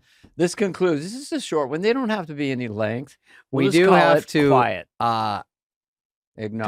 we have to acknowledge the assassination attempt because we won't try to do it in the super darkest way. We just have to say this happened this week. We are on Monday. This is on Friday. So if we say anything wrong, Sometimes we do our episodes 2 months in advance, and they're all about current events, so they don't wear well. Yeah, that Quiet Place review was about the first one. I'm not even kidding about the loud This was place. filmed in 8. I think the loud That's a place good would idea. crush. Because you'd wear jangles and things and pots and pans every second, like someone's sleeping. Hey. You couldn't keep Stay it up. loud and stay alive. Oh, also, I don't want to go back to the quiet place, but I want to do it more. everyone's filthy, but now and then the leads, they look like they took a shower. And you know what? They look too good. And I'm like, you didn't get a shower in because you can't go Continuity. too loud. Like they think they look too bad, so they clean them up a bit.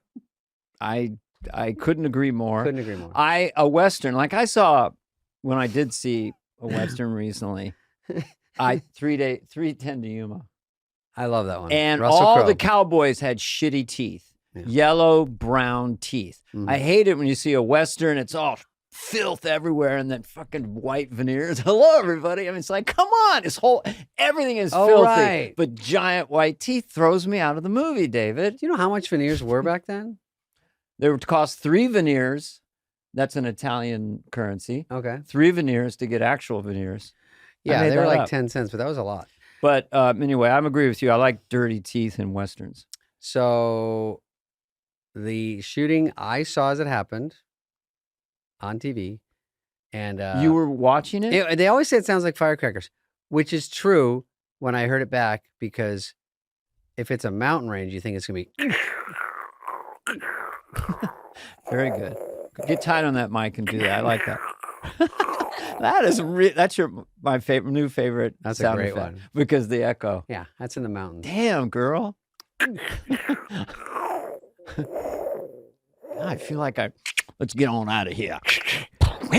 So there's a lot of questions about it because luckily the candidate for president didn't get shot. But the scariest thing is that thing where he looks this way, and if he didn't look that way, he would have gotten.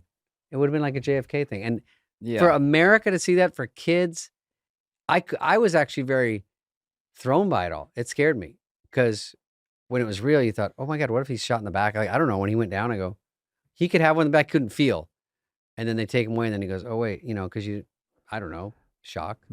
It's adrenal. I mean, I saw, this will age me a bit, but I saw Lee Harvey Oswald got shot by Jack Ruby during a prison transfer. That's so funny. That's not funny, but it makes you think of Dennis Miller. It's Dennis Miller had a bit. He does. It's so funny. I haven't seen choreography like that since the Lee Harvey Oswald prison transfer. Hey, boss, I got the guy that owns the local strip club. He's got a handgun. Should we let him through? Who the fuck are they turning away? If they're letting in the strip club owner with a strip club handgun. owner with a gun. Should we let him through? Yeah, let him in. Yeah, that's what we were thinking, because when you say, I look at all the evidence. TikTok. I go on Twitter. That's where all the Twitter, truth is. TikTok. I mean, just picture if this was JFK. I mean, the amount of analyzation. All we had was like crummy Zapruder tape. But now, of course, everyone has something going, and you're going to a place that's getting filmed anyway. So everyone has questions. I don't know. It all sounds. You can question everything about this. Everybody has questions, and this is going to go on for quite a while. And the questions are from everybody: New York Times, Wall Street Journal, TikTok, Twitter, more traditional sites, CNN, Fox News, and then everybody has questions. Yeah. How in the fuck Yeah. did that shooter get on that roof from that distance with that clear shot when we know, because of Evie, the Secret Service agent, who was on that our show. You can we go back and watch interviewed, it. ironically, 2 weeks ago or something for a half hour about how the Secret Service works. And she really breaks down. I think we have a YouTube video of Trump is an ex-president. So the amount of security is massive. So I said, how many are guarding in a big rally? She goes, I go 50, 60, 100 more. So they couldn't spare one person to be look on at the highest building. the roof that's closest to the. So you're kind of like, well, please explain this. Yeah. I thought that was a little fishy. I don't know. I mean, I don't know. We just need an explanation. Oh, okay. Here's that's my all. explanation that I want. Is the sniper, Secret Service, whoever is watching and guarding, looks like he sees the guy and he's got him, looks up, Trump gets shot, goes back down and pulls the trigger. Don't you think it would be cool if you see a guy with a gun, just shoot him? I don't know the procedure, but if a guy's laying down, prone position with a rifle in camo or whatever, just shoot him and worry about it later. Well, you assume from people I've talked to, I talked to someone who's in the military. Yeah. They don't have different frequencies. They are all matched. So this whole thing you see in the movies, kill 1, section 7, clear, fine. Roger, I mean, you know, in Rambo, a second. Eagle. We have so it's completely mysterious. You could only say that it was like the Challenger explosion, that like 10 coincidental things went wrong. Mm-hmm. They say locally they give certain jobs to local police. So the local police is like apparently Barney Fife or something because they didn't have someone on that rooftop. Yeah. I can't understand why they didn't have someone on that rooftop based on the scenario I'm seeing.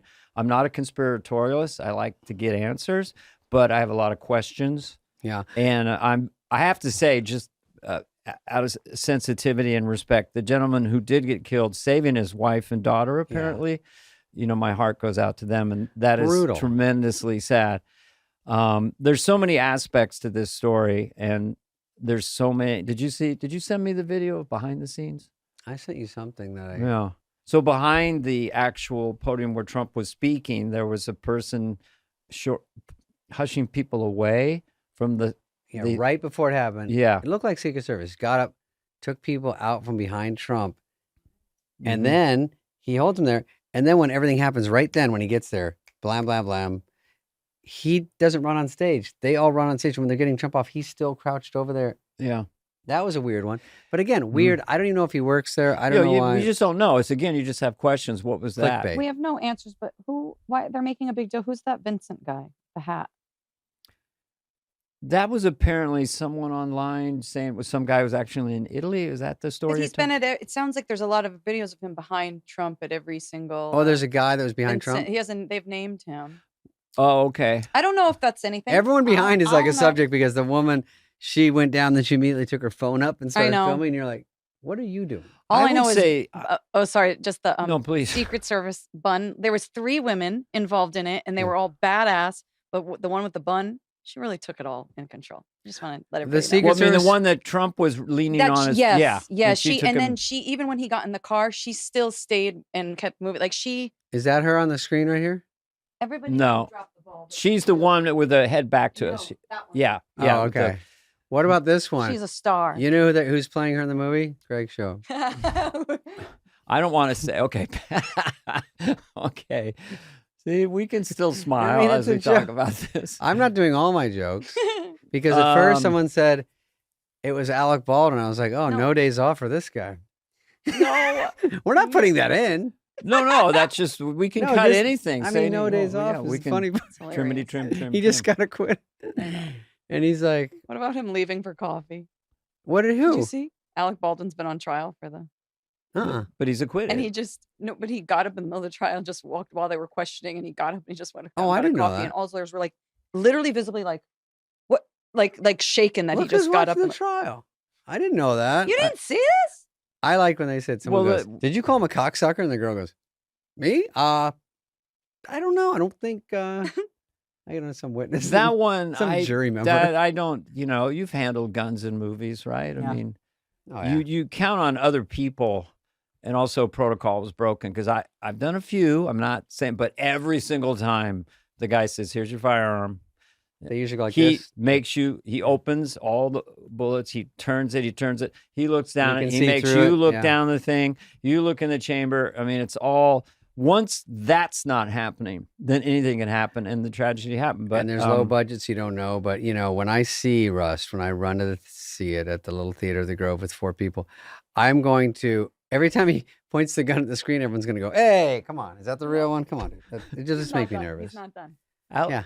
Got more. Alec Baldwin might be watching the show. I We love don't Alec mean any Baldwin. disrespect. I'm I glad love he's Alec. got acquitted. That was just a tragedy and a Absolutely. freaky thing, and we love Alec.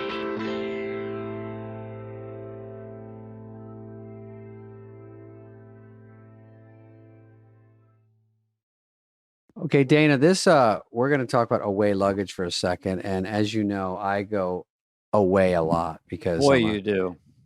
international stupid star. So I'm still on tour. I just did 6 days, and look at this away luggage I have. Oh, yes, I have one too. Oh, you went for this? the kind of green gray. I went for It's sort of a little bit. What color do we call that, Heather? What would you say? light. It's a dark peacock blue. Dark peacock. Okay, I have kind of the very light, sort of whitish gray. Look at how light it is, because Heather can lift it up, and she's just spinning it around. So this is good to buzz around. This one you can bring on with you. I think that's the right size. Yeah, you can bring it with you on the plane, and then I have one I checked. Thank you, Heather. That was great. She's still up there with my smashing my head with it. So it looks great. It's easy. Now, when I'm traveling, I used to have one that was just like pulling teeth. It was like pulling bricks around, you know. I didn't know there was lighter, easier ones because it's been a while. Yeah. So I finally get a new one. It kicks around. It looks better than any of these soft side suitcase. That's a term, soft side. Right. You know, they're not clams. They're not like hard clams. Like that. And that's what they've done with this one. And it's designed to be lighter. Extremely light and maneuverable, as were the other ones that they gave us. Thank you. Yeah. Thank you, Away. Yeah, Away. They soft side comes in 4 of their best selling sizes, and they're good colors. The 2 carry-on sizes, 2 checked sizes. There's 4 colors. This is blue, Heather. It's not as tricky blue as you thought. Mine was gray, technically gray. And then there's a pink and a black. Yeah. It's high strength nylon. You always wondered what these are made of. Yeah. High strength nylon, because it doesn't get smashed. It's tear resistant, water resistant. And I've spilled, because there's so much stuff here, it doesn't even matter. Oh, yeah. You could throw anything on the one. I have the gray one and just take a little cloth. Boom. And it's clean. Like if you miss your flight and you cry and your tears hit it, it's fine. Doesn't matter. Yeah, it's totally fine. It's soft, but not sensitive. It's durable, flexible, and expandable. Everything you want in a carry-on piece of luggage. Maximum. Anti-tipping stabilizer. Yes. You understand? The thing about these they are kind of fun. I'm not saying it's fun to snake through a crowded airport, but you can get one of these in front of you, and it's almost like you're doing a dance. You're going left, you're right, you're dragging. I mean, you can spin it around, get it past people. I mean, it's very, very compact, but holds a lot. You put another one on top of it. I've got a smaller one just to like walk on with like lunch and just put right on there. Yeah. You got to check out the new soft side luggage from Away if you can. Head over to awaytravel.com/fly. That's awaytravel.com/fly to see the new soft side luggage from Away. I already showed you one. awaytravel.com/fly. All right. Should we do some headlines? You want to talk more about? I just have one more thought that's not funny, but I do find it interesting. Yeah. If you took all the cell phone activity we can find, all the police walkie-talkie find, all the activity when they're setting up before the audience comes in, interview all the people, mix and match with other arenas. How did the killer get in there? How did he get on the road? Put it all and put it into an AI. Beep boop bop beep bop. Only when the AI might go, David Spade. David Spade. Me? Could be. I'm just saying you could. I don't think you had anything. You didn't. I don't think that's true. I just say the AI. We don't know the answers yet. We don't know yet. I have actually, but I'm not even kidding in the sense that that we could get some sense of answers. Right. Everything's left untouched still. I heard. I don't know if that's true, but that they are doing it's a crime scene. Things. Yeah, and all the people with phones and little bits all have to be put together, and everything. And AI right now is going. Just let me know when you want to know what's going on. Just let me know when you want to know the killer and everything. What about that one interview? I can't stop either. It'll the take one me interview, 3 the guy seconds. saying he saw him bear crawling up the. I don't know. Oh, well, there's people going. True in the world. This dude has got a gun. He's on the roof, and everyone's like, reacting. "Oh my god!" They were standing and saw a guy bear crawling on the roof. How about you be a hero then, and you go up and grab him? Yeah. Well, and again, they say now that a cop went up and kind of looked, and the guy pointed his gun at him and said, "See ya." I'd be like, hey, that guy does not want his business. name released. Yeah, I'm not I'm afraid of heights, actually. But no, Stepping do whatever back. you want to do because I'm going down. No, but whenever you do Woody Allen, I'm going to do Woody Allen. You trigger me. Yeah. You trigger me. Of course, it's funny. So anyway, all we know is what we don't know. And I think Friday, in they'll know a terms lot of more. the macro, remember that at Arizona State? Yeah. The temperature of Biden and his apparent mental difficulties and all the stuff about him stepping down, waiting for that speech to the nation. I won't even do them. And then this assassination attempt on Trump, it's rotating in such a way that's so heated up. I'm just going to say it. I've never seen anything this crazy. And I was there for JFK and Martin Luther King. And this is just on all levels with social media. It is crazy. I'm going out on a limb. Agreed. Everyone in here, there's 3 people in here nodding, 2 of them nodding.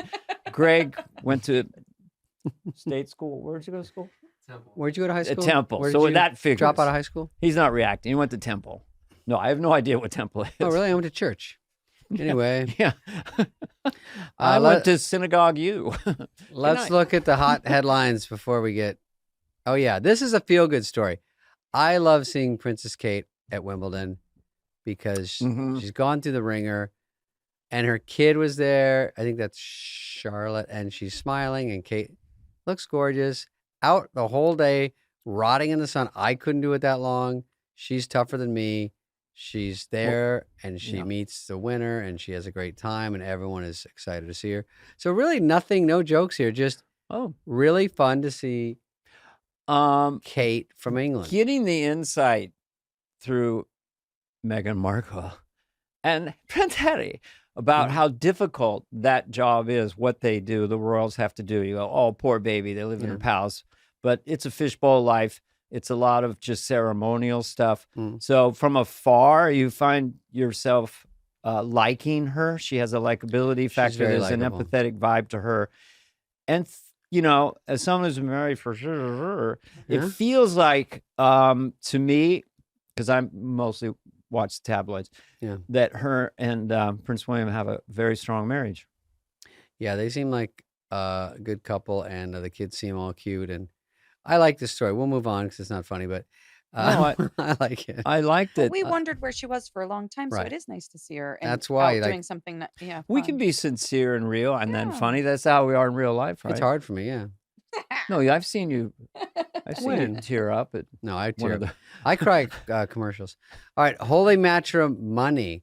This is just a story of another super rich guy that invites just famous people. I think he pays them to come to his wedding, and it's hilarious. I'm not really hating on it. I probably would have gone. You know what my wedding fee is? It's pretty high, actually.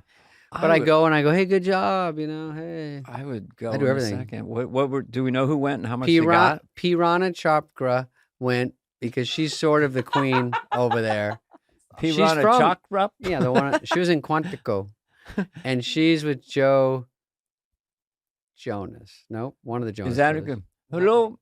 One of the Nick Jonas. Hello. So I would like to talk to Nick Jonas, please. I will hold. Hello, Nick. I want you to come to my wedding and give you a lot of money.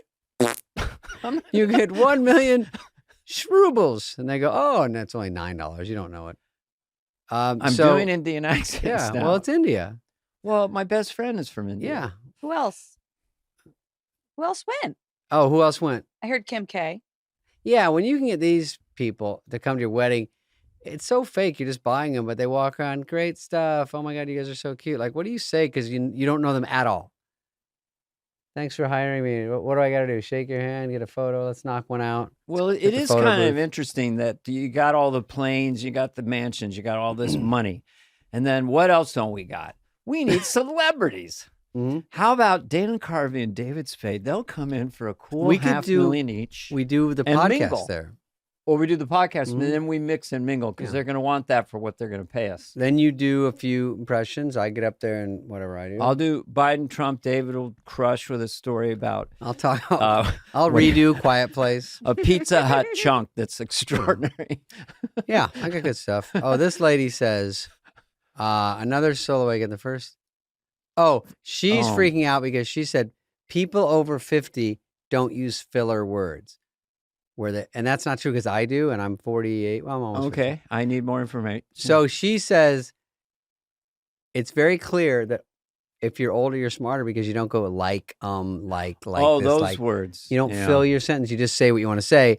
And also, people over 50 don't have vocal fry, which they have on The Bachelor. You know what that is? Where they go, yeah. Where it kind of fades out. Yeah, Scott. It's they just kind of growl it out. Everyone on Bachelor has it. Everyone on Bachelor in Paradise has it. It was always interesting to me. Did you observe this? That where the Valley Girl rhythm came from apparently was the San Fernando Valley. That was apparent in the 70s. Okay. So it's like, but now you can meet predominantly young women. I don't know if this is sexist in different states, Montana, everywhere. They do it all over the country. Oh, so like this guy was so cool, but I was like so scared. And I liked him, but my friend Susan really liked him more than I did. So we were like, and it's everywhere. That's just an observation. I don't have a punchline. No, it's just sometimes you realize that people are dumb everywhere. It doesn't have to be just here in LA. It's like the dude. Did you ever talk like a surfer dude? Because you were kind of a skateboarder. I was a skater. I would just adapt anything that helped me or made me more appealing. Like in school, they say you should try to stand out and be yourself. I was like, nope. I want to be exactly a carbon copy of everyone else. I just want to not stand out at all. And I just want to be whatever's working for people. You eat there in the cafeteria, I do this. You act like that, I wear that, I wear that. So I wasn't really a unique individual. Can I ask you a question? Yeah, please. Remember how Jerry Seinfeld got so mad? I just thought, don't say whatever. Just ask. Just ask a question. I don't need you to say, can I ask you a question? That counts as the question. Yeah. Have you ever gone to any of your high school reunions? I did. Which one? I went to the 10th. And I think I was seeing Julie Bowen. And so I said, do you want to go? No. And you I weren't took seeing her at 28. That'd be your 10th. You'd be 28. I'm 100 now. No, but it's SNL. You're 100, count backwards. Well, I think it was.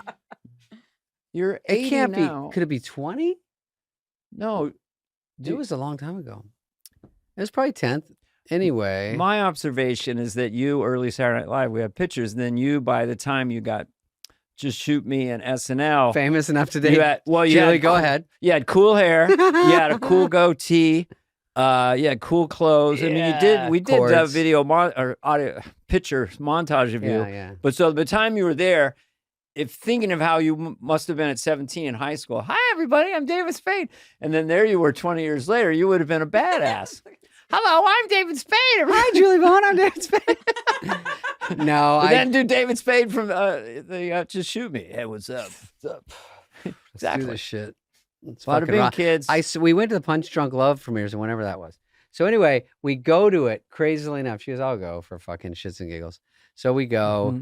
And then stupidly, this is like a time warp.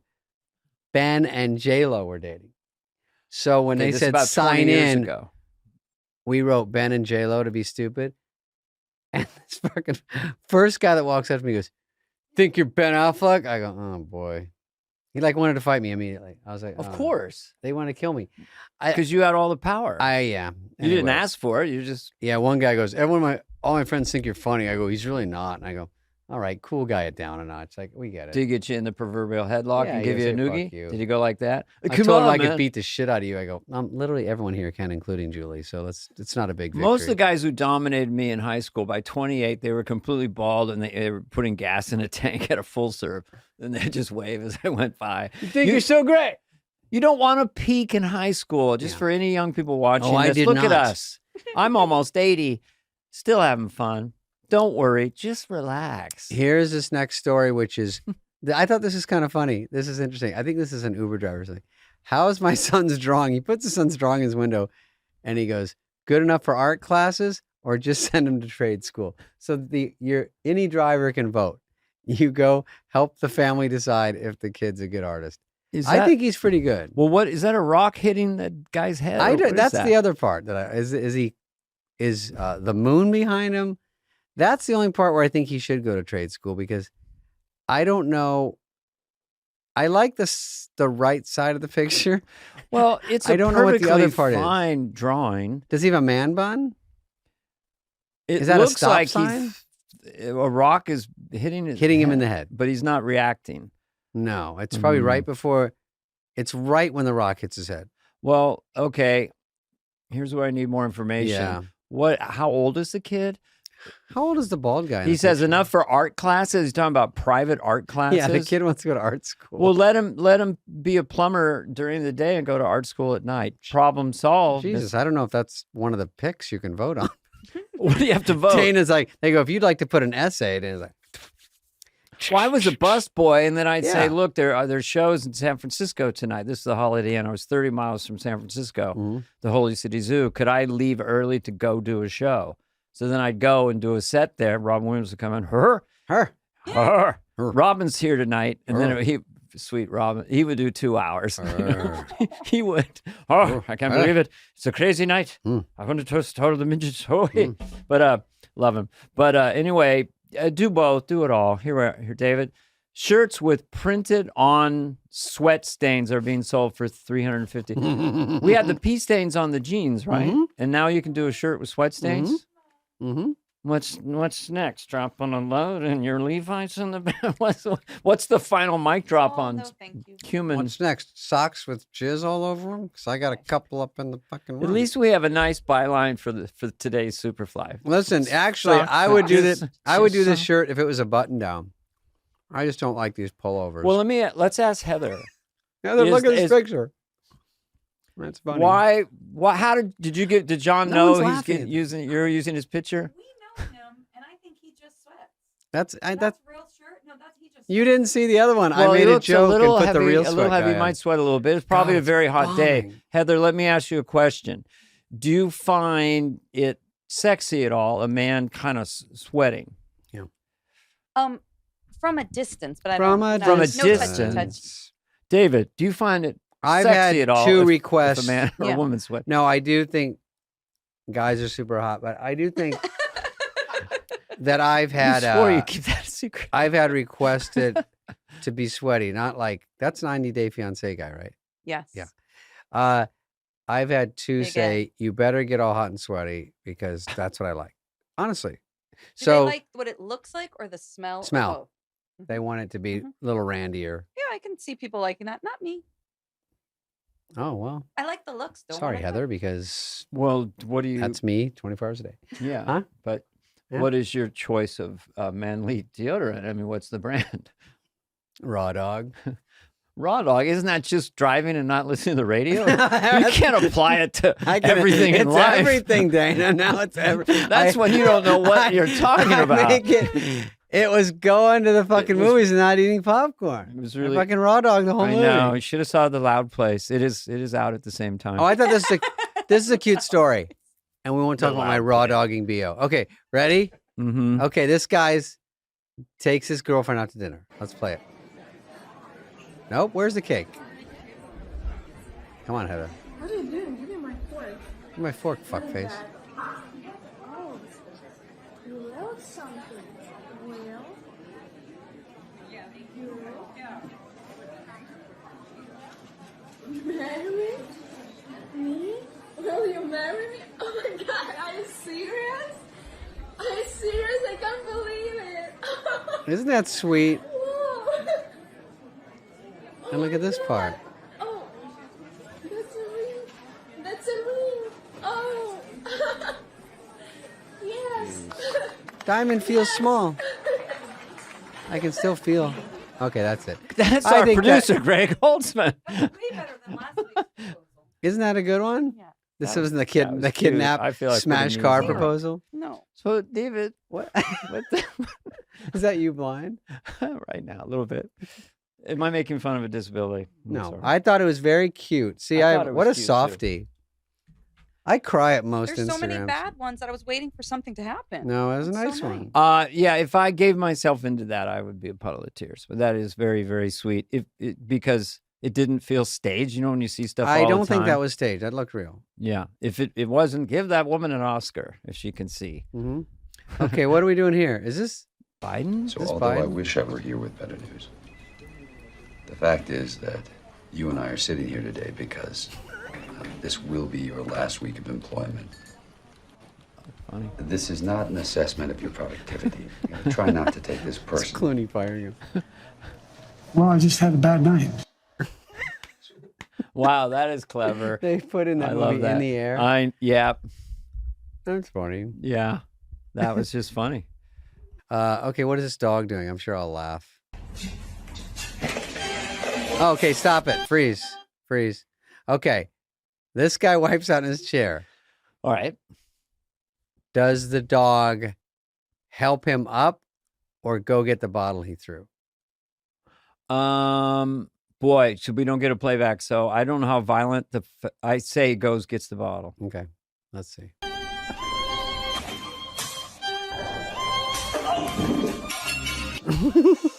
He eats the cake. He eats the cake. There's that a fills cake up. sitting there. Why didn't you know the cake was there? This I is know, like I fucked you train over. A leaves the station. You got it wrong. To Chicago going 40 miles Dude, an hour. take a cognitive test. This guy failed. Hey, I take a cognitive test every day. Here it comes, Hold on. glasses off. I take a test. I'm gonna put Yeah, these on. I take yeah. a cognitive test every day. Just have a dozen eggs. I drop them. 6 break. How many I got? I got 6. Come on. What Simple doesn't math. belong here? Alligator, ice cream, bazooka. None of the above. What is I that? take a cognitive test every day. Oh, you do? Every moment I take a cognitive test. David Spade. Hey, have another you- peanut butter sandwich cookie. That's All right. a whole other thing. It's you know what happened this week, which will still be when this is aired, is they're not talking as much about Biden, and now we're like 3 weeks out. It's gotten wiped out by the Trump assassination attempt. I mean, they better do something or not do something. Oh, real with soon. Biden. Well, Yeah. by airtime, maybe. When is the Democratic convention? Could they switch it there? That's I don't know. August. They could do it there. He said, "I'll see you at the convention."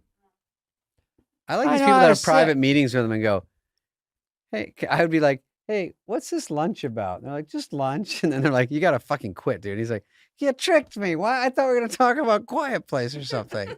Everyone wants to meet with him. And he's like, not I know gonna what this is about. quit. I don't want to meet with you, dude. I'm not I know going what to you're quit gonna because say." I'm the best man to do the job. Nobody could do the job better than me. He's not going to quit. Everybody wants to be the guy that talked him out of it. The only one, but he was mad at Obama because Obama pushed Hillary in 2016 and not him. So there's all kinds of subterfuge Sounds like a real and intrigue. Sounds like a real tangled web. Sounds like you Okay. you take a web, you tangle it up, and kind of describes the whole story. Why did I bore everyone with this? Oh, What is this?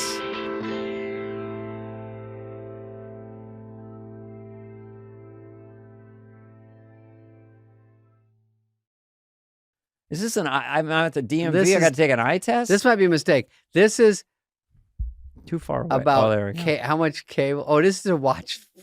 Fucking stupid. Oh, I think I sent this for no reason. This hours is to per- watch football this year. It used to be just you have to pay for YouTube, for DirecTV, or for Yep. to watch all the games. Then they're going to add a game on Peacock, so you got to join Peacock. Mm-hmm. Then you join Netflix for a game Amazon's Thursday Amazon night Prime for is $1 billion. Thursday.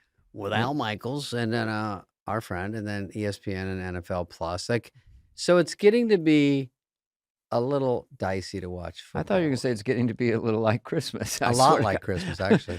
Well, this is how they get you. That was the old That's Barry how Sobel they bit. get That's you. how they get you. Wait, this reminds me of this is a basketball question for you. Okay, we have Greg Holtzman. Who is the guy in the Celtics, the MVP? Jaylen Brown. Why isn't he in the Olympics now that Too Kawhi rich. fell out?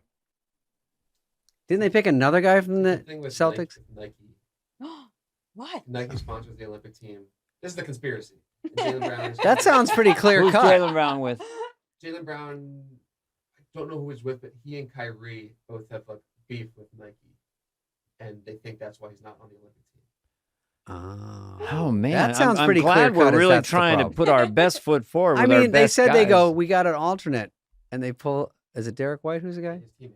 His teammate, and you're like, Jalen was the MVP of the whole finals, I think, and they won the yes, whole thing, right? he was. So it just seems like so dumb. You go, come on, Olympics. First of all, I have a real thing against the Olympics, and do not get me started. Please do. You're I'll against save the it for next- Olympics? I'm against it, yeah. Really? Even like the swimming and gymnastics? I'm against the beating it puts on people, and then the next day, best case you win. Then the next day you're like, I won, and then nobody cares. And then if like if winning you an lose, Oscar. now you're like, if you win, you go, I can coach. What can I do? I've wasted 20 plus years doing one thing, shot putting every day, and now where does that lend itself in the Could real I say world? something? now? Yeah, I barely started. Sometimes man. I ask a question. Sometimes I want to ask a question. Sometimes I want to make a statement. Okay. If you're an Olympic gold medalist, Yeah. and you learn to give an inspirational speech of 20 minutes in length, you go on the corporate circuit. And you're getting $50K a night. Wait, why do I got to do an hour? They do 20? You got to get in the Olympic team. I'll buy you a shot put. When's your birthday? 16 pounds. I have a Nerf one. But as a, you know, it is coming up. Oh. Ooh. No, it's fucking horrible. Don't go nuts, Dana. Well, you have money. Go nuts. I'll get you a girl shot put. Give me a Nerf one to practice. No, it's still 8 pounds for JV. What? It is? Yeah, I think so. No, it's dense. Fuck it. You know, I'm out. But I like to watch the Olympics because of the drama of it, but it is bittersweet sometimes. I'm saying that's fun for us. It's like fun to watch, but then after all the dust settles, I know someone that was in the Olympics training, tore an Achilles, and then she goes, I'm just going to try to be in the next Olympics because what do you do now? Because it's training every day. Now you're like, I'm going to go work at Nordstrom's. Like, what skills do you have? You're not ready for the real world. No, that is, I mean, if there's a lot of intrigue going on too with special behind the scenes medicine of these athletes. And if you do test positive for performance enhancing drugs, they always say they had a chili dog. It's a nitrates. That's one of the excuses. Oh, is that that's chili what you dog? say? Yeah, had a chili dog. And yeah, when I go run a mile, I'm always slamming a chili dog. Blew out my anaerobic, blew me out. But, get this, David. Check this out. So you're going to the Olympics. You're in the 100-meter sprint. Got it. This is your last chance. You're favored to get the gold medal. 50 million people watching. Yeah. So you false start. That's it. End of career. Are you out if you false start? Well, definitely 2. I think they changed it to 1. Well, by the way, your whole life revolves around 8 seconds. It's like, so you do it. You have an off day, and now what? Now it's the coach flight home. You go to the Olympic Village and get fucking plowed. Well, this is to quote our friend Jerry Seinfeld, or just he did a visual joke that was so great about, when they show the silhouette black and white photo when it's a photo finish of all the sprinters, and Jerry did a profile and he goes, "Here's the winner. Here's 6th place. Winner, 6th place." Just funny, That's right? Funny. Yeah. Thanks, Jerry. Some other Jerry jokes. Some other Jerry jokes? No. Jerry's best joke was at a funeral. They say the biggest fear in people's lives is public speaking. So if you're at a funeral, most people would rather be in the casket than giving the eulogy. Oh, I heard. Remember Al LaBelle said, the number one fear is public speaking. Number 2 is snakes. So someone's walking in the desert going, oh my God, a podium. So I guess it's like jokes. I don't know, but I like mangling someone's joke and they go, that wasn't that good. I'm like, Al LaBelle opened for me at Laughs Unlimited, where the comedy room and the green room had a common wall. So you're sitting there waiting to headline, and he's the middle act, and you're hearing through the wall. A podium. And then he would do a song with a tape, and he would sing and belt out this 5-minute song I'm Al LaBelle, I'm out. And the whole room I'm in is shaking. Arms and legs and hair. Don't mean to scare. No, I know. I know that song. And now Dana Garfo, and I'd come out. Look up the Al LaBelle song.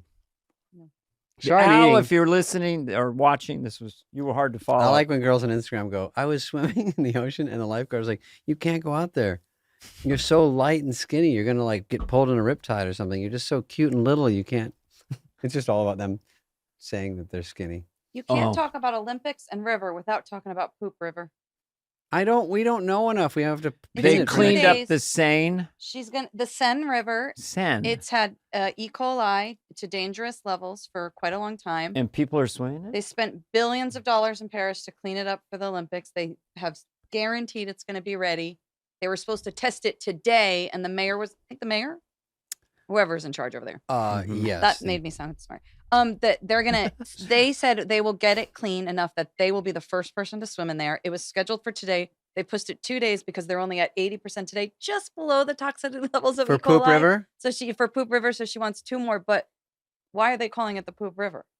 Oh, we know she knows the answer. Go ahead. Okay. This is pretty amazing. You got me. All the Parisians are very upset that they spent so much money, all the taxpayers' dollars, to try and clean up the Seine, and it's really going nowhere. So they've all decided to plan a poop in the river so it goes downstream to where they're going to do the test swim. And they even have apps so you know exactly in your town where to let it off. Where and when to poop. When and where to poo. Diarrhea so welcome. it could float down to where they're going to do the test and say, you fucked up. You spent all our money. This was a dumb idea. Jesus, what a... And here's some poop. I thought, don't we look at the French as kind of sophisticated in a way? That Now doesn't they're feel more that- that redneck doesn't than any feel that redneck. sophisticated. I'm redneck. I take a big dump in the river, make people be sad. They come swimming up on my stuff. Come and get some. Come and get some. Perfect transition. That's extraordinary if that's true. Yeah, they take like Okay, a sifter and just go, how many peanuts? pop quiz. Go ahead. The LA Olympics are in 4 years. Against it. Thank you. What is the thing they should clean up? Well, we know they're going to go away and then come back afterwards. Did we discuss You talking about this? the homeless? Didn't we talk about this? Frog God, Heather Town said could be homeless. cleaned up. Santa I Monica don't like Pier. the sound of any of this. It sounds Well, fake how about and crazy. 13 beaches in LA are closed until for 3 months? because of Fecal matter. So I don't know. we have Poop Ocean. Yeah, I think San Diego on down, it's full of I do too. dirty poop. All right, now let's get to this important Let's go story, to which is some- nothing. something We're almost clean. done. This is Jeff Bezos' first Mhm. office. The humble beginnings. No Lauren Sanchez. This is before they started dating. Mhm. He is what a ratty little bleak dump. But that's everybody's office at the beginning. Bless his heart. He spray paints Amazon.com. I like the initiative there. And the carpet is, well, I have that in my room actually, so I shouldn't. I ran into him when he was not Jeff Bezos Did you know him? at a conference at maybe the early noughts. And Amazon had been started, but a lot of bigwigs were at this. And he was just a little guy and kind of sweet. Here's an interesting story about Jeff I'll be Bezos. I'll So decide he's that. starting Amazon online, it's books and stuff. He convinces his relatives, his siblings, to give him, maybe invest 1,000 or 5,000, and they get all these shares. They're all worth hundreds of millions of dollars. Shit, yeah. Good night. What is the moral of that story? What is the Give money to everyone. have a really aggressively successful relative Be a billionaire is the moral of the story. Then everyone will still like you. and then be a multi-billionaire? Yeah. No, and, Well, and that- then by get the- gagged. He's like this. Yeah. He By looks the like one way- of those kangaroos. Yeah. Elon Musk said he's supporting Trump. Borderline political. All right. I was just vote for Trump. See, a Oh, that's Elon Musk. little bit. I don't know why he stutters. He didn't pay enough to the stutter coach. All right. We have to wrap it up because I want a piece of gum. Allstate. Would you like a beverage? What do you have, a slippery nipple? I made a little side deal, David. Wait for the check. Oh, thank you, Betty. People say that when we read ads that we're not telling the truth. We're saying that we use stuff that we. They do? What people? There's a certain person that knows both No, of us. people. People. No, not Paula. I'm very careful. People on YouTube love the fucking show. They do sometimes. All right. Allstate wants to raise California homeowners rates by 34%. This is why no one can afford it here. 34, not 3 or 4. They're doing a lot. People don't know this in the other states. A lot of people just can't get home insurance at all anymore. They just say no. When I did it here at this mansion or whatever, other people's words, 15 windows, 4 pantries, whatever. It doesn't matter. Who cares? Podcast room. Six. But they pantries. said 10 out of the 12 places said, no, we're not even going to make a bid. We won't. And I'm not in some tinder box. This thing's made of like steel. It looks like a goddamn carport. My house is not great looking, but it's mostly made of steel, glass, solid gold, and platinum. And what are you saying? You can't get insurance? I couldn't. Out of the 12 places, 2 said yes, and they were skyrocket prices. It was 7 times what I paid before I moved here. So just saying, it's scary for across the board. California is in a tough spot because who can afford 30% the flip side of rate? that story, and I don't have details on it, is that a lot of companies left. I'm surprised to see Allstate up there. Like they can move with their feet. So what happened was in California, we're a tinderbox because all these old towers are sparking and so forth and so on. So the insurance commissioner kind of just said to them, no, you can't raise the rates. And they said, fine, we're not going to do insurance in your particular state. They can just move to other states. So it is a problem. I would like to see all the metrics, but insurance companies, what a hard job to have. I don't need to see any metrics. I just make snap, knee-jerk judgments and reactions. David, there's always two sides to a coin. I know we've talked about this at some of our dinners, and you fell asleep and ordered another mimosa. And I was like, but David, the way the world works is a little more complicated. But they can't make a profit, so they leave, and then we don't have insurance. Well, they said they're making up. Mine probably won't light on fire, they don't think, but they're making up for all the Malibu fires, all the ones in the valley. So they're taking it out on everyone else. Anyway, should we leave on that downer? Is that the last one? Can we have one more so we're not leaving on a total fucking bummer? Play that one just because we can cut it later. This one? Okay. Is it the guy about the shooting? That's this one. Yeah, I do this one. This could be from years ago, months ago. Mm-hmm. Okay. I saw an attempt on his life. This bullet flew by his ear, and it came so close to his head that it busted his eardrum. And I saw he fell to his knees during this time frame, and he started worshiping the Lord. He got radically born again during this time frame. I'm talking. People say he's saved now, but he becomes really on fire. So this guy's saying this in the past. And then about an assassination attempt this is the vision he by saw. the ear. If that's true, it didn't bust his eardrum, I don't think, but that's pretty interesting. Mm-hmm. Or he's a shooter. I mean, because that's still too accurate. I think the shooter is no longer with us, but I didn't like seeing shooter pictures on Twitter without a warning. Oh, you did? I saw the shooter after they hit him. They just show he's right on Twitter. It's too much. I can't see that shit. Dean, I'm sensitive. I'm on cancer. 20-year-old male from Pennsylvania. That's what they said. Yeah. So, but he got popped. He got a headshot. I know. I don't want to see it. No. I don't want to see any presidents getting shot on TV. It's crazy. Anyway, can human beings, can we get along? If you're looking at there's 8 dimensions and there's 4 or 5 dimensions and all these different molecules are going around and atoms, and somehow some of us get into this frequency and can literally foretell the future. Oh yeah, that's the premise of that. Yeah. What do you think? If that's bullshit, say it in YouTube. By the way, you don't have to remind people to tell you negative comments in YouTube. Okay, so I guess that's it. We did a great job. I told the future once with you. You remember when I was on SNL and you're like, you think I'll make it? I go, you're going to make it big and you're going to have a giant mansion and pantries everywhere and all this, but save money because you're not going to be able to get insurance. Oh, yeah. Remember when I said that to you? I go, 1991. I go, bigger than Sandler? And you go, I got to take this call. No, Sandler and I are probably exact even in that respect. Well, what is it? I mean, you're just Mr. Beast or Taylor Swift. Is it always in show business to be the biggest? How about just being kind of like David Lynch? I'd rather just cool artist. I'm humbly just the best in the world at my job. One of the richest. At my job, whatever my job is. I did see Sandler the other night. It was fun. All right, these cantaloupes aren't going to eat themselves. Sounds weird. Okay, bye, guys. I just want to thank our sponsor. That's not a sponsor. Thank you. It's not. If you're thirsty. Sponsored by Fruit in General.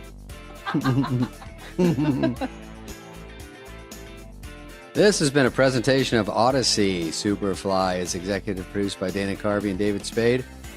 Jenna Weiss-Berman of Odyssey, Heather Santoro, and Greg Holtzman. Hope you liked it. Ooh.